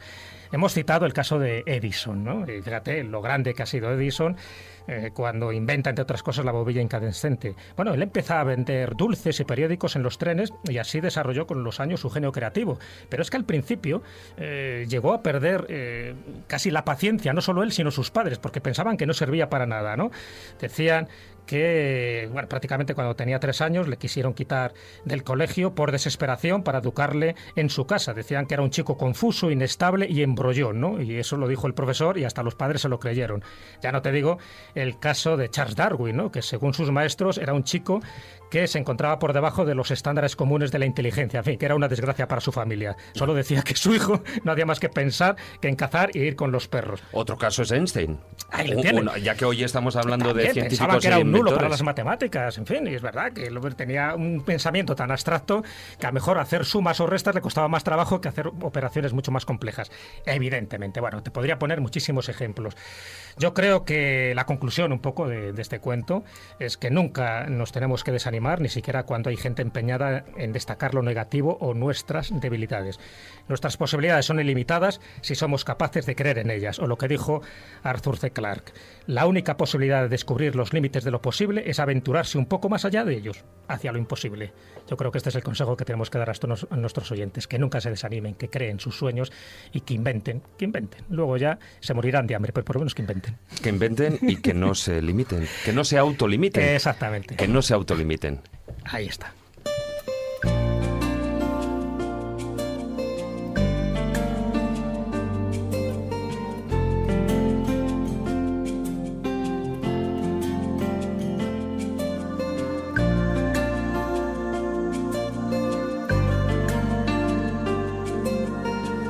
Bueno, pues con esta música tranquilita, acorde con ese mensaje que nos acaba de dar Jesús, pues bueno, vamos despidiéndonos de todo el equipo que hacemos posible la Escóbula de la Brújula. Muy buenas noches, maese Juan Ignacio Cuesta. Muy buenas noches, voy a inventar cómo hacerme rico. ¿Cómo hacerte rico? Bueno, pues tarde es para eso. Muy buenas noches, Carlos Canales. Muy buenas noches. Muy buenas noches, Jesús. Un placer, hasta la próxima semana. Y gracias a todos vosotros por acompañarnos. Os recordamos, como hago siempre, pues nuestra página web, laescobula.com, y por supuesto también nuestra presencia en las redes sociales, en Facebook la página oficial La Escóbula de la Brújula y en Twitter nuestro perfil es @laescobula7. Bueno, pues hasta aquí ha durado el programa. Muy buenas noches, amigos. Tratar de ser felices e ilustraros. Hasta la próxima semana.